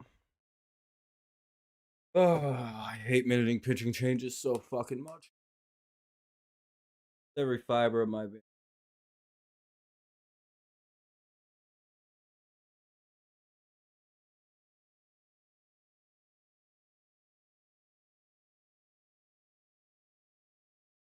Oh, never mind. All right, he's still going to stay out there. All right, cool. Never mind. False alarm.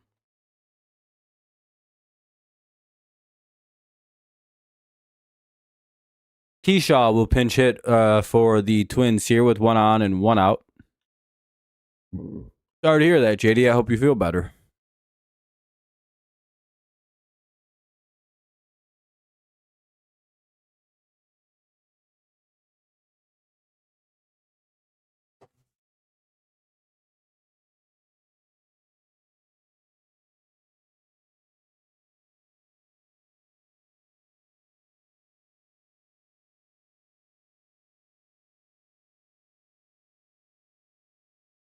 Losing your voice? Well, that happens when you're sick. 1-0.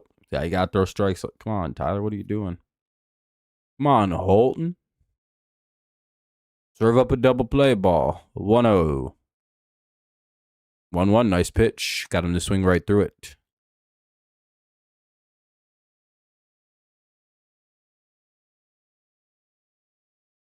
When you got someone that bad, you got to just go back with the same pitch, same spot. I wouldn't throw that one again now. Or do you triple down on the pitch and throw it again? Or do you go off speed in that exact location, kind of fuck it all up? Who knows? We'll see what the better call time. What's up, Jonathan? How's it going? Nice to see you.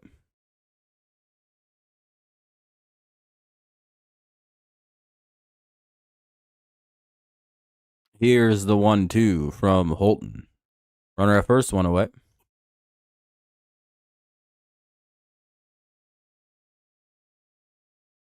Just got home from work. Nice, nice. That's always a good thing. Spot you want to be, really.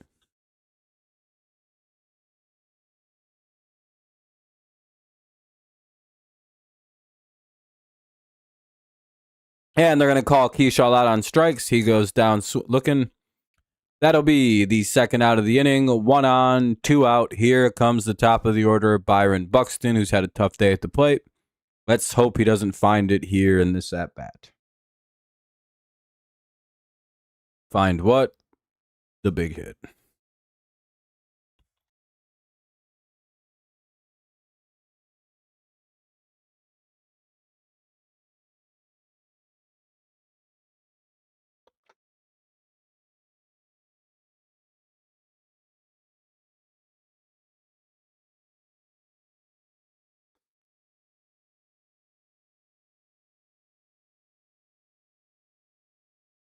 Pretty close on a pickoff. It's still 1-0. 1 on, 2 out. It's a 1-0 count.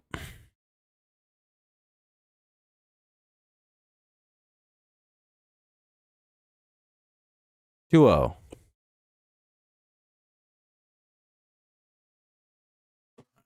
Come on, pitch to it.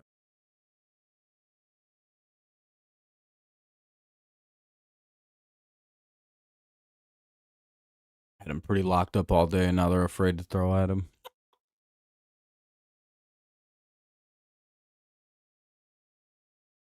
Redonkulous. Coward shit. All this to walk him and then bring in a pinch hitter or a new pitcher.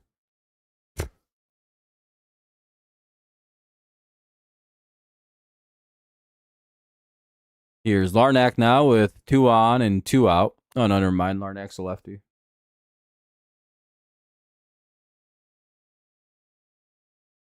Battle. Ugh.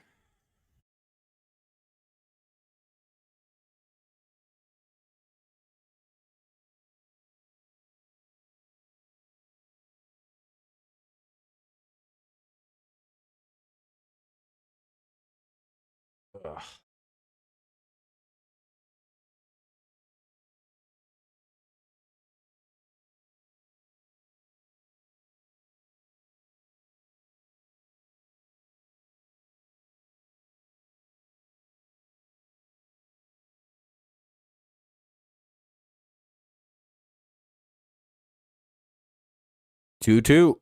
Or 2 on, 2 out. 1-1 score here in the bottom of the 7th. Twins looking to try to get a run here. We're down in the last couple inning and a half, 2 innings.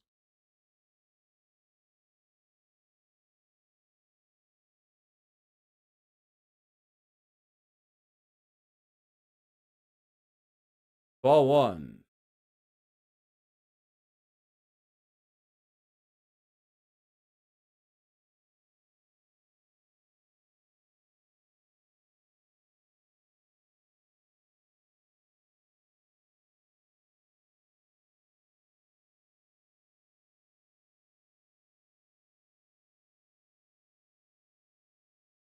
Ugh.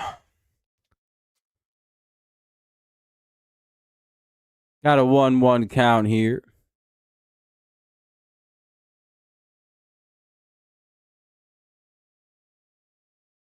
1-2, called strike.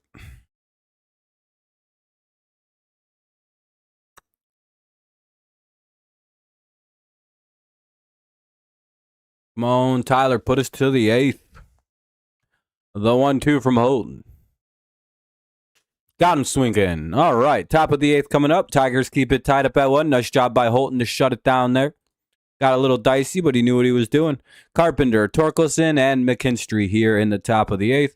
Carp, Torque, and Zach Macatakarak. Track-a-lacky, dacky-wacky. That's his nickname. It's a little shorter to say than Zach McKinstry. All right, top 8, 1-1. I got to stretch a little bit because I'm starting to get a little sore.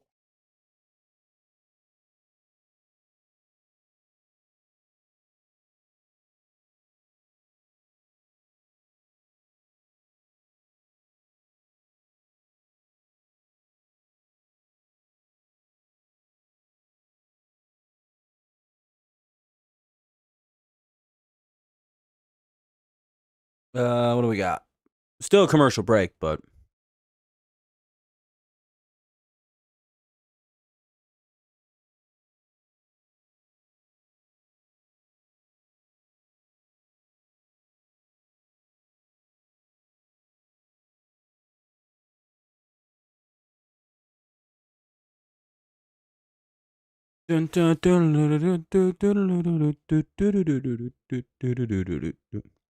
once again, it's Carp, Torque, and McKinstry here in the top of the 8th.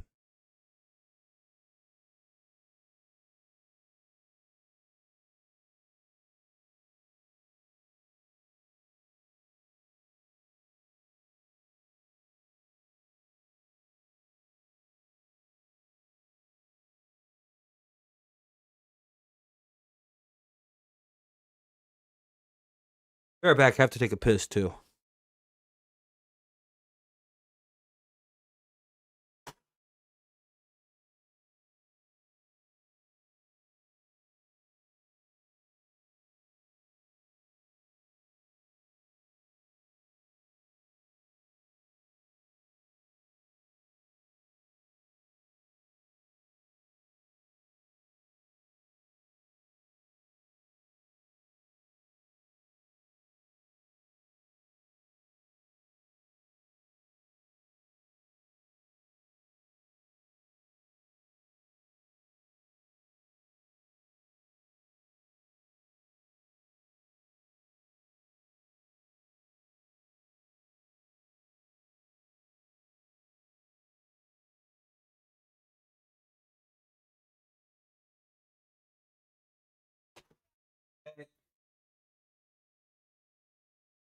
Oh. All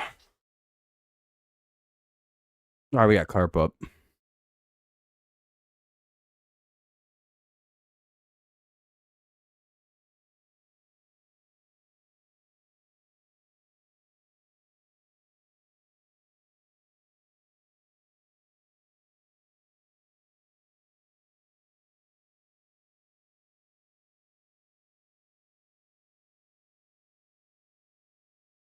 That's ball 2. It's 2-2.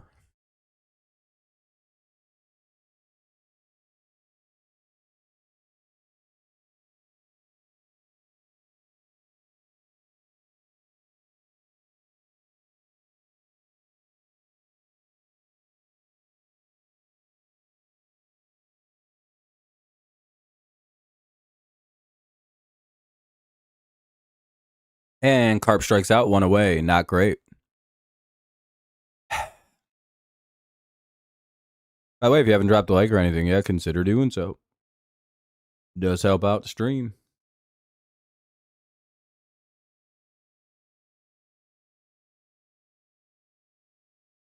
Torque up now.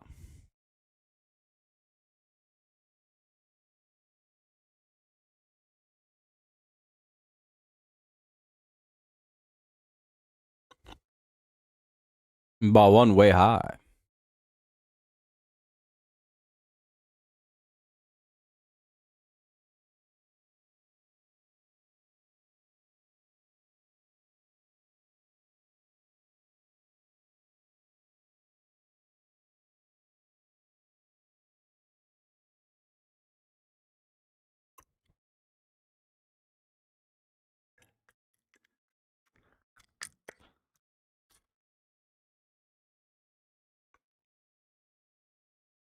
That'll be a strike. It's 2-1.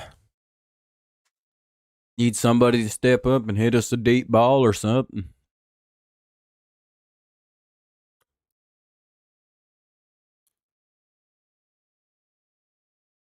Oh, no, that's a fly out. Fuck. 2 down now. Here in the top of the 8th.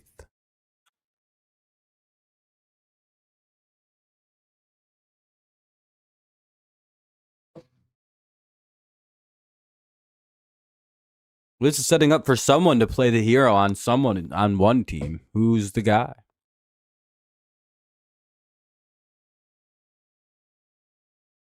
Will it be Zach McKinstry to play hero? The unexpected one.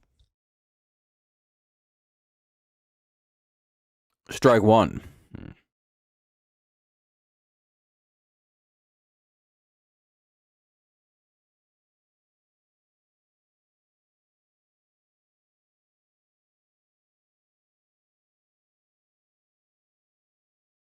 It's 0-2 on a foul tip.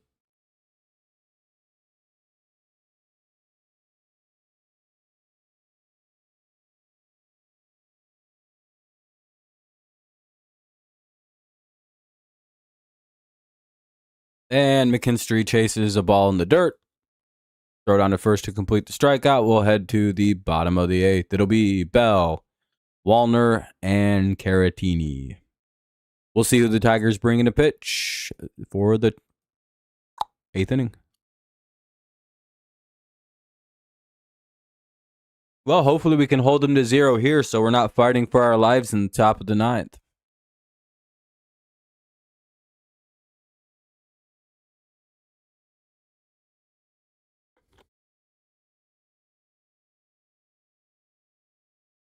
Guessing we'll see Finnegan or Vest here, right?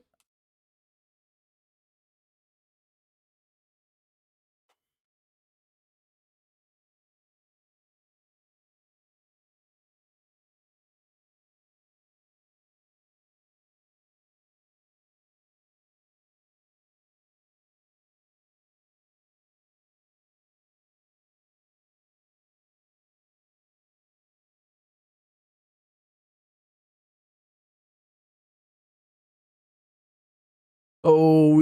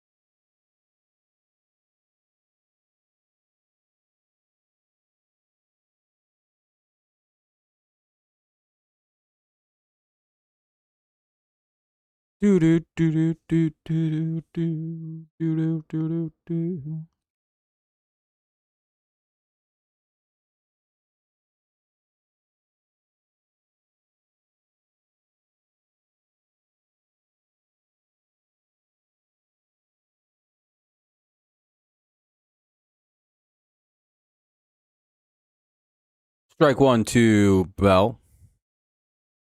Vest is the pitcher, by the way. Strike 2. Nice couple pitches there from Mr. Vest. He's ahead 0-2.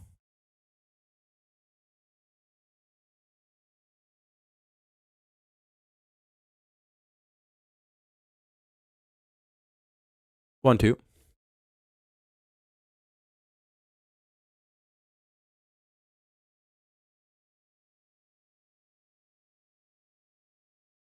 Come on, Vest. Get him out now.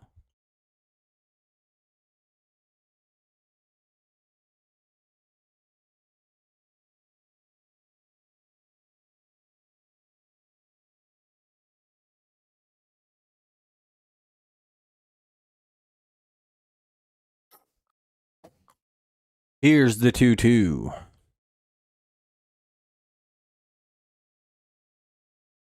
Oh, Tigers outfielders just ran into one another. Parker Meadows is down with an injury. Oh, great.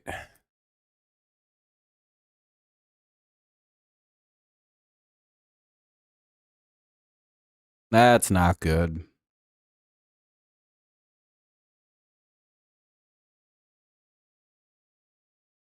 Hopefully it's not anything serious, but it looks like he might have got a concussion.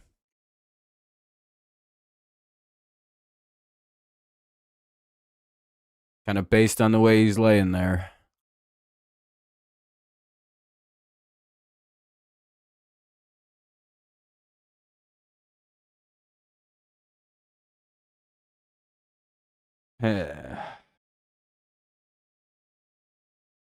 Yeah, I hope so. What up, Kenny? Just the way he's grabbing at his head, it looks like he banged his head pretty good. He's moving like a football player after they get a concussion, so it's not ideal.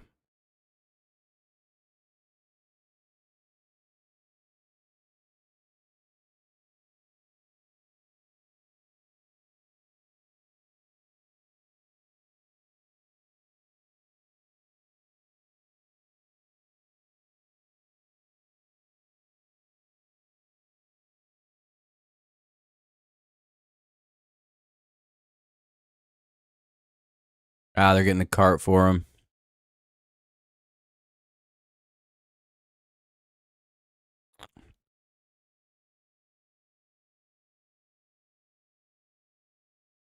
Oh, Wenzel Perez? Maybe.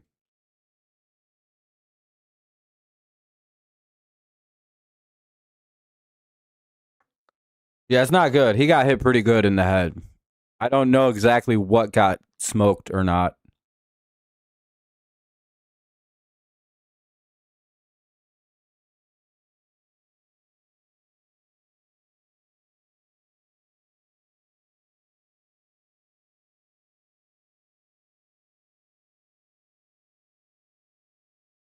At least Green's alright. This is not good.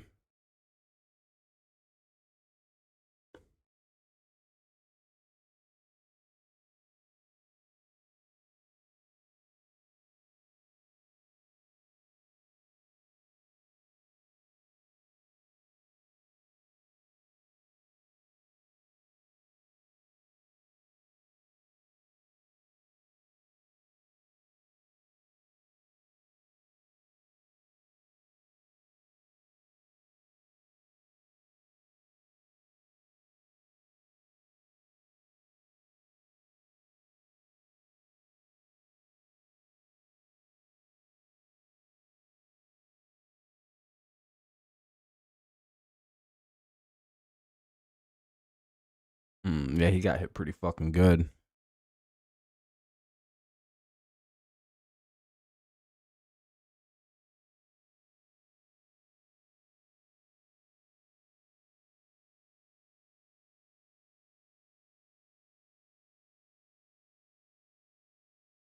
Goddamn, they're bringing out like actual medical staff now too. Ugh. There's one away.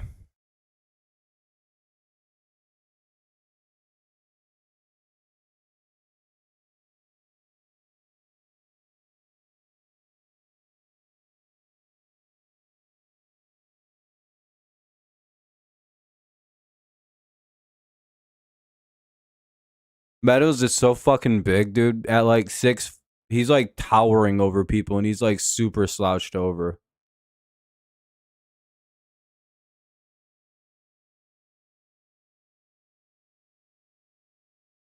Yeah, Lex are doing really great. I appreciate that, everyone. Thanks very kindly. Looks like Javi's gonna move out to center field. Yeah, Baez will move to center field, and McGonigal will come in and play shortstop.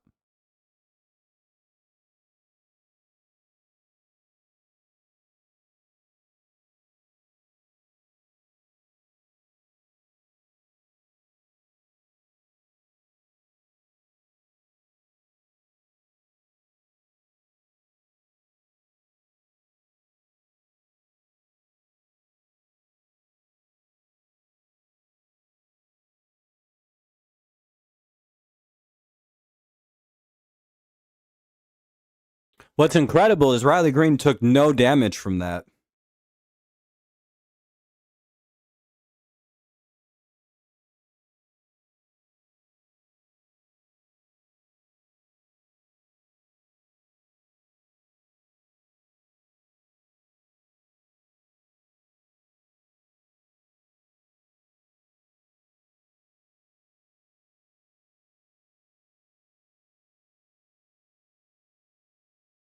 Pretty nuts.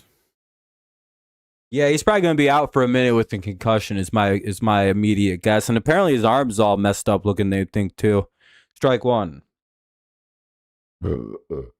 Guessing we'll see either Wenzel Perez or we'll see Max Clark get called up because he's a center fielder. I'm guessing it's Max, right? Like Max is a center fielder, so Perez it kind of is. He's more like a right fielder. Less than ideal way of things happening. In fact, it's about the worst way you could have someone make it, especially because Parker was just finally getting it going, too. He was literally starting to get going. God damn, dude. That guy can't catch a break. 2-2. He and his brother have to be the most unlucky players with injury.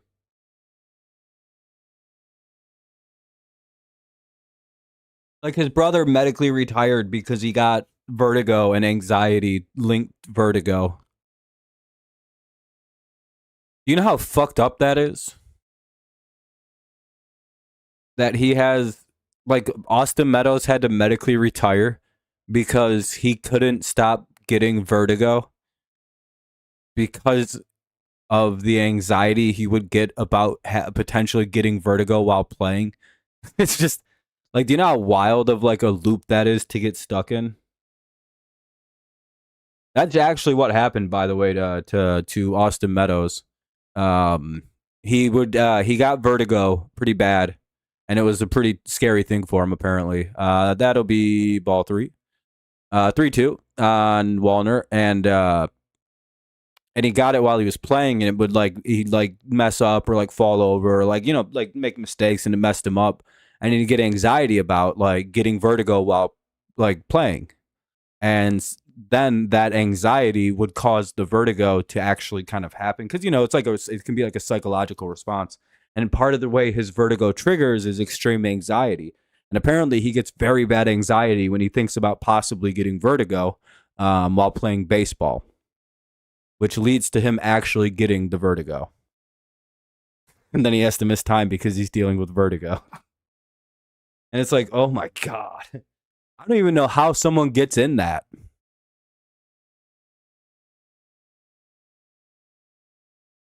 Now the Tigers are probably mentally out of it because fucking they're thinking about how fucked up Parker is.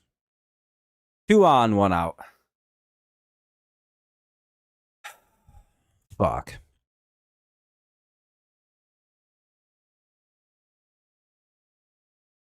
Everyone's going to be super pissed that if Will Vest gives up a singular run here, no one's going to be mad at the offense for scoring 1 run.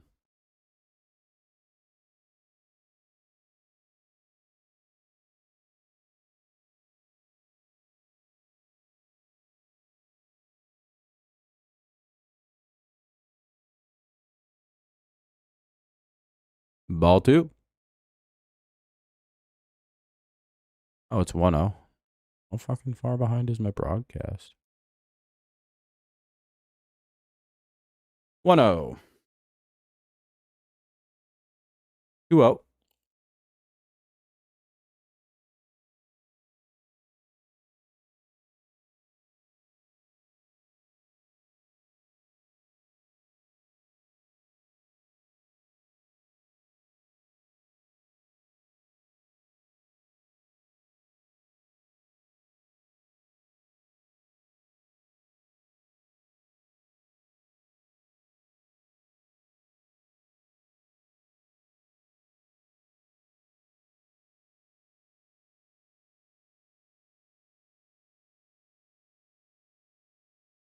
All right, that'll be overturned. It'll be 3-0.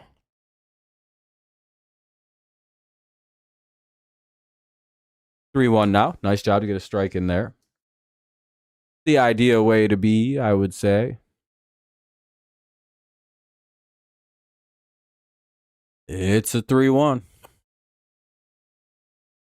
It's 3-2. Swing and a miss. Nice pitch there to Cody Clemens.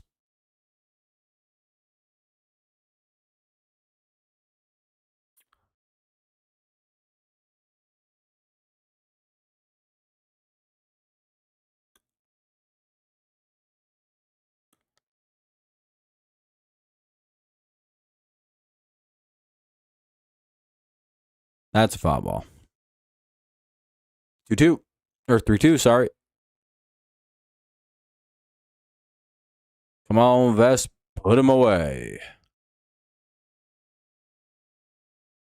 Better yet, get a double play on it. Shit, you know what I'm saying? Whoa, man. Get it at. Here's the 3-2, and he gets Cody swinging 1 away, or 2 away. Now up, Martin.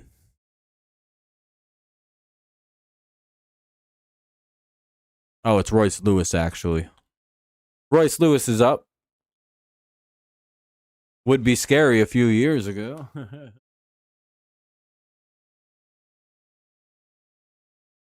But now, not so much.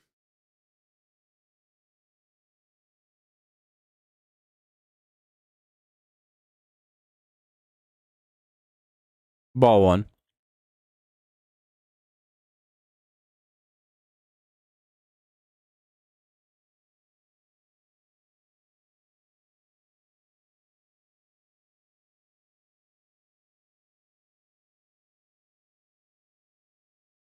Royce Lewis is actually kind of a sad story because he was really actually very good. An extremely talented hitter. And then like 500 injuries in a row happened. And now he's this guy. 2-1. Ball misses outside. But prior to those injuries, he was a genuine like potential superstar. I think he just hurt himself. He did. Damn. I did not even genuinely. I just jinxed that motherfucker. I think he just tore his knee. Like the way that his body, I think he just either heavily sprained it or tore a ligament in his knee. How the fuck did he do that?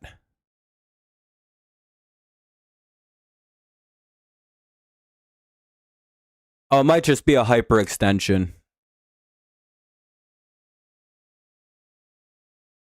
Oh, dude, it buckles horribly. Do you see that? Oh, that's a nasty looking motion that it made. Hopefully it's just I think it might have just been a hyperextension. That was a gross looking movement.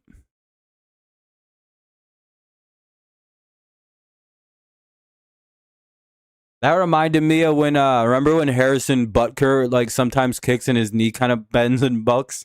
It's that same looking, that you get. I'm glad he's all right.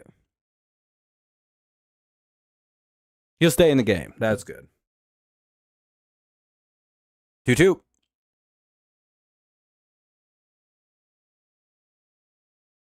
All right, Colt.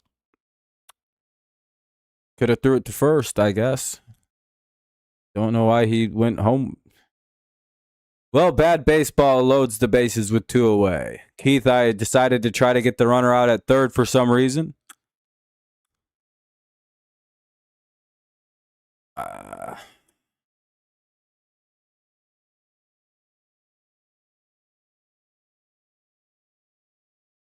Oh, that's not good at all. Yeah, it's a weird day.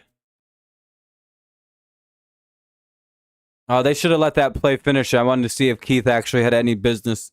He might not have been able to make the throw to first, to be fair. I didn't have enough time. Bases loaded, 2 away. Tigers need a big timeout. It's an 0-1 count here to Lee. 0-2. Lee swings out of the strike zone. Best needs a big pitch here to get us to the top of the ninth, still tied at 1. And to make the Twins need to make it dramatic.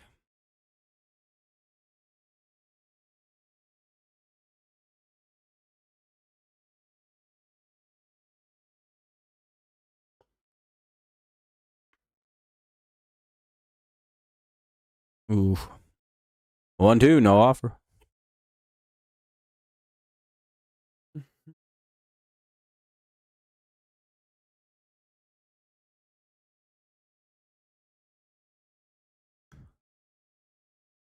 Oh,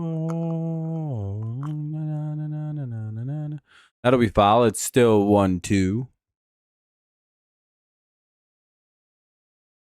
Lee, the hitter. Bases loaded, 2 away, 1-1 game, bottom of the 8th.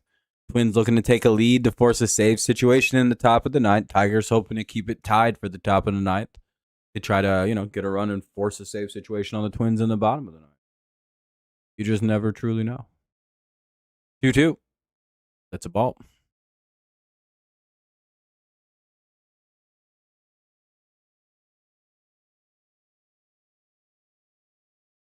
Yeah, the bats have done really nothing today. They've had a real bad night. Uh-oh. Oh, ball didn't get far enough away for the run to score. Another ball in the dirt. It's 3-2. Can't afford to walk. Got to throw a strike. Cannot walk in a run here.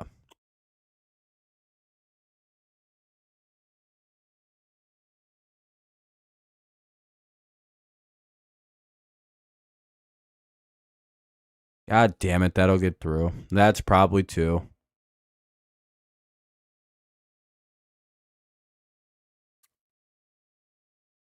And it's 3-1.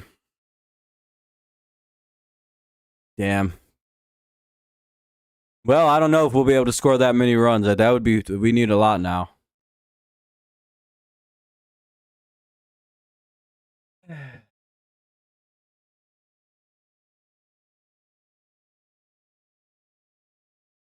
First and third, 2 away here in the bottom of the 8th.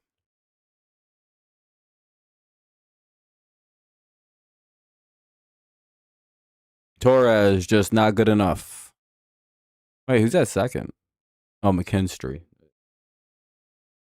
Oh, no. They did a pitching change. Ugh.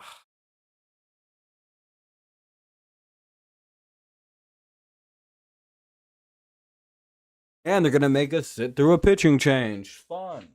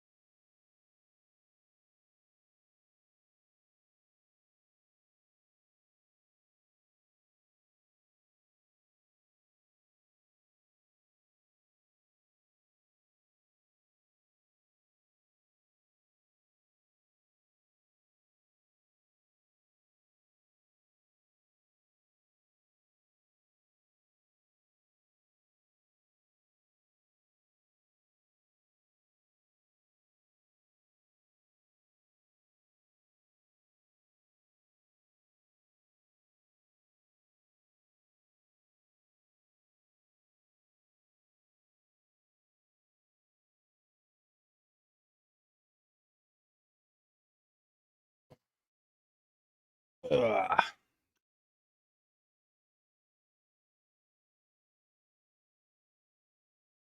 Yep. Not a great series. About as bad as it could get. Naturally, it'll be one pitch, one out, and then we'll go back into another commercial break. And I knew it.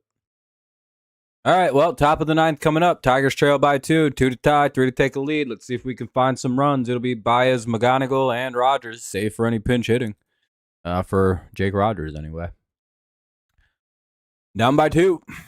Need 2 to tie, 2 to stay alive. We'll see the Twins closer come in. Tigers trying to avoid being swept here. Losing 4 in a row.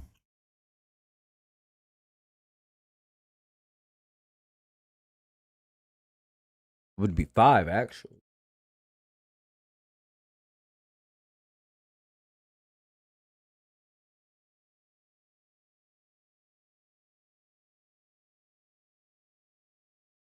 Oles is in, or whatever, however the fuck you say his name. Olsey? I don't know.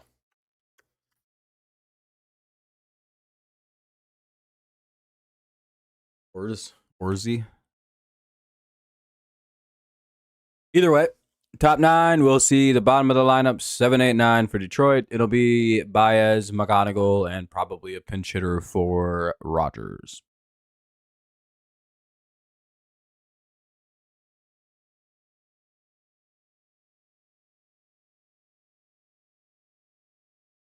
I mean, is it wrong, technically?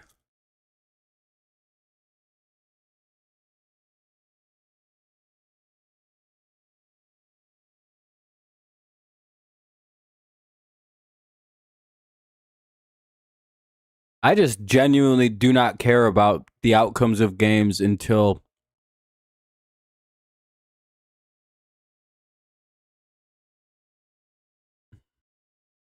probably till May starts.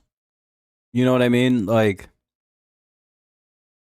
in my life, I've never cared about April baseball. Usually a bunch of the teams that are playing extremely well right now usually suck dick by about June. Usually the teams playing bad now are pretty solid or back to 500. I don't know. I've watched too much of the sport to really panic about a bad start. Is it a good start? No, they played. This is pretty bad. Is it insurmountable? No, they're 4-9. Like, you know what I mean? To a good week and they're fucking over 500. So I don't know how to, you know.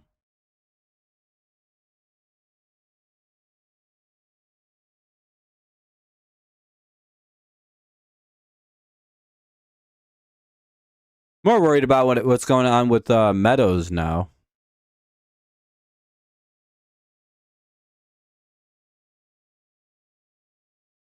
Ball 1 to Baez. It's 1-2.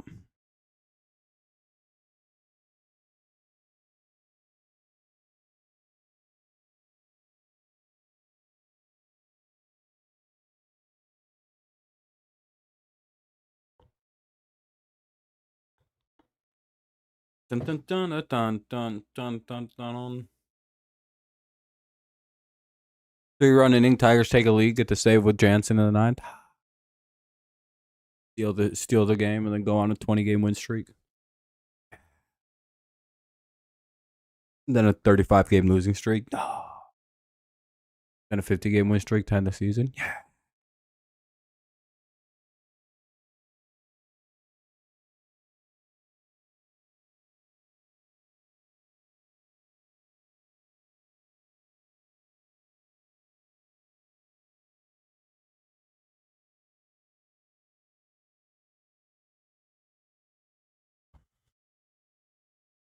And the center fielder Buxton makes an unbelievable catch, running in and taking away a bloop single. Here's McGonigal with 108. Baez is out. I'm probably going to get out of here pretty quick this afternoon. I've got some stuff to do, plus I want to eat. I'm getting very hungry. Just wasn't our afternoon. Hopefully tomorrow they play better. I won't be able to stream tomorrow's game, but I'll be streaming Saturday and Sunday's games. So I'll be live for those two. Just not tomorrow.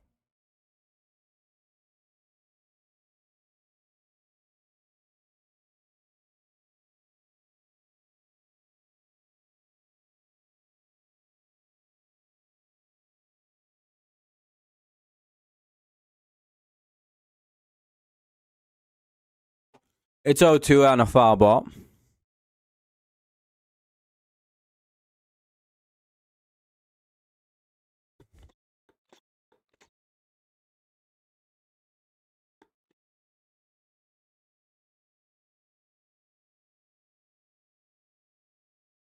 Here's the 0-2 to McGonigal. He grounds out or flies out. Maybe. Yeah, Buxton makes a play. 2 away.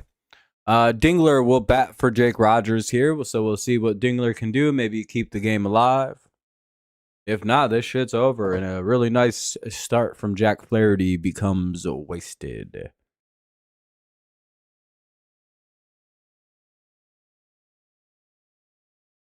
(3-1) Twins lead. Top 9. 2 away for the Tigers. This is their last shot, technically.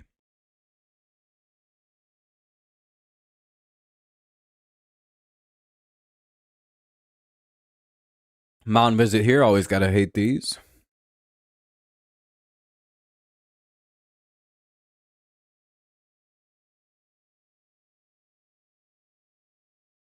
Bum, bum, bum, bum, bum, bum, bum, bum.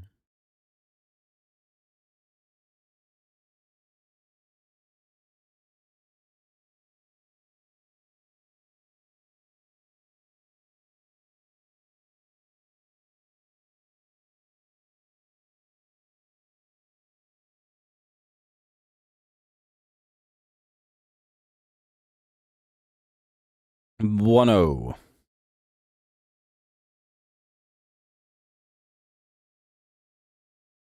Sure, taking the time to pitch. It'll be a strike to Dingler.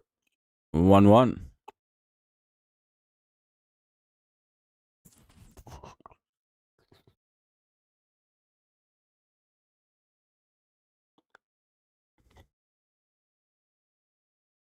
The Twins challenge the ball call. We'll see. It'll probably be overturned. I'm guessing it'll be 1-2.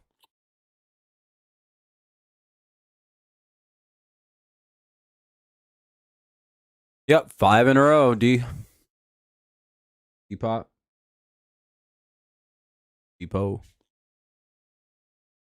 It's 1-2 now. Gotta hope they turn it around against the Marlins, but the Marlins are playing pretty good baseball lately, so this is going to be a tough-ass series for us. I think it's a right now situation. We'll see as the season goes. They have moments where they look good, so it's kind of hard to tell. They should have won this game, but their fucking offense sucks. And Dingler strikes out. Tigers lose. GG to the Twins. What an awful series for the Tigers. They get swept out of Minnesota. Minnesota breaks out their rickety brooms and tells us to get the hell out of town.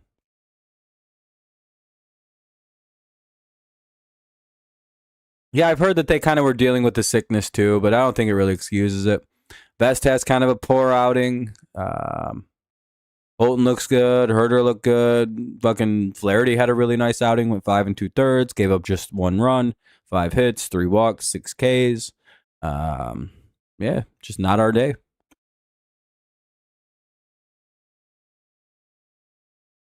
Yeah, we're not winning on the road at all. Yeah, not much you can do. 4-9. Hopefully we can go home and win 2 games and get to 6-10 and slowly eat away our fucking 5 games under now. Like 2-1-ing teams to death. All right, though, everybody. I'm going to start wrapping up here. Not our series. Team didn't really do shit at the plate. Not a good day at all. Hopefully we play better once we get home. And I don't know. We'll see also what happens with Parker Meadows as well. He has a head injury, so we'll see. Spring training doesn't mean shit. It means absolutely nothing. All right, everybody. I'll see y'all later. Have a good rest of the day. Take it easy. I'll see you Saturday because I can't do tomorrow's game. I'll be doing Saturday and Sunday, though. So I'll see you then. Have a good rest of the day. Peace out. It'll be Max or Wensiel, I'm guessing. Hopefully Max. He's a center fielder. All right. Have a good day. Peace out. Go Tigers. Or go Lions. Go Patriots. Of course, it's always go Tigers, even if they lose and get swept. I'll see y'all.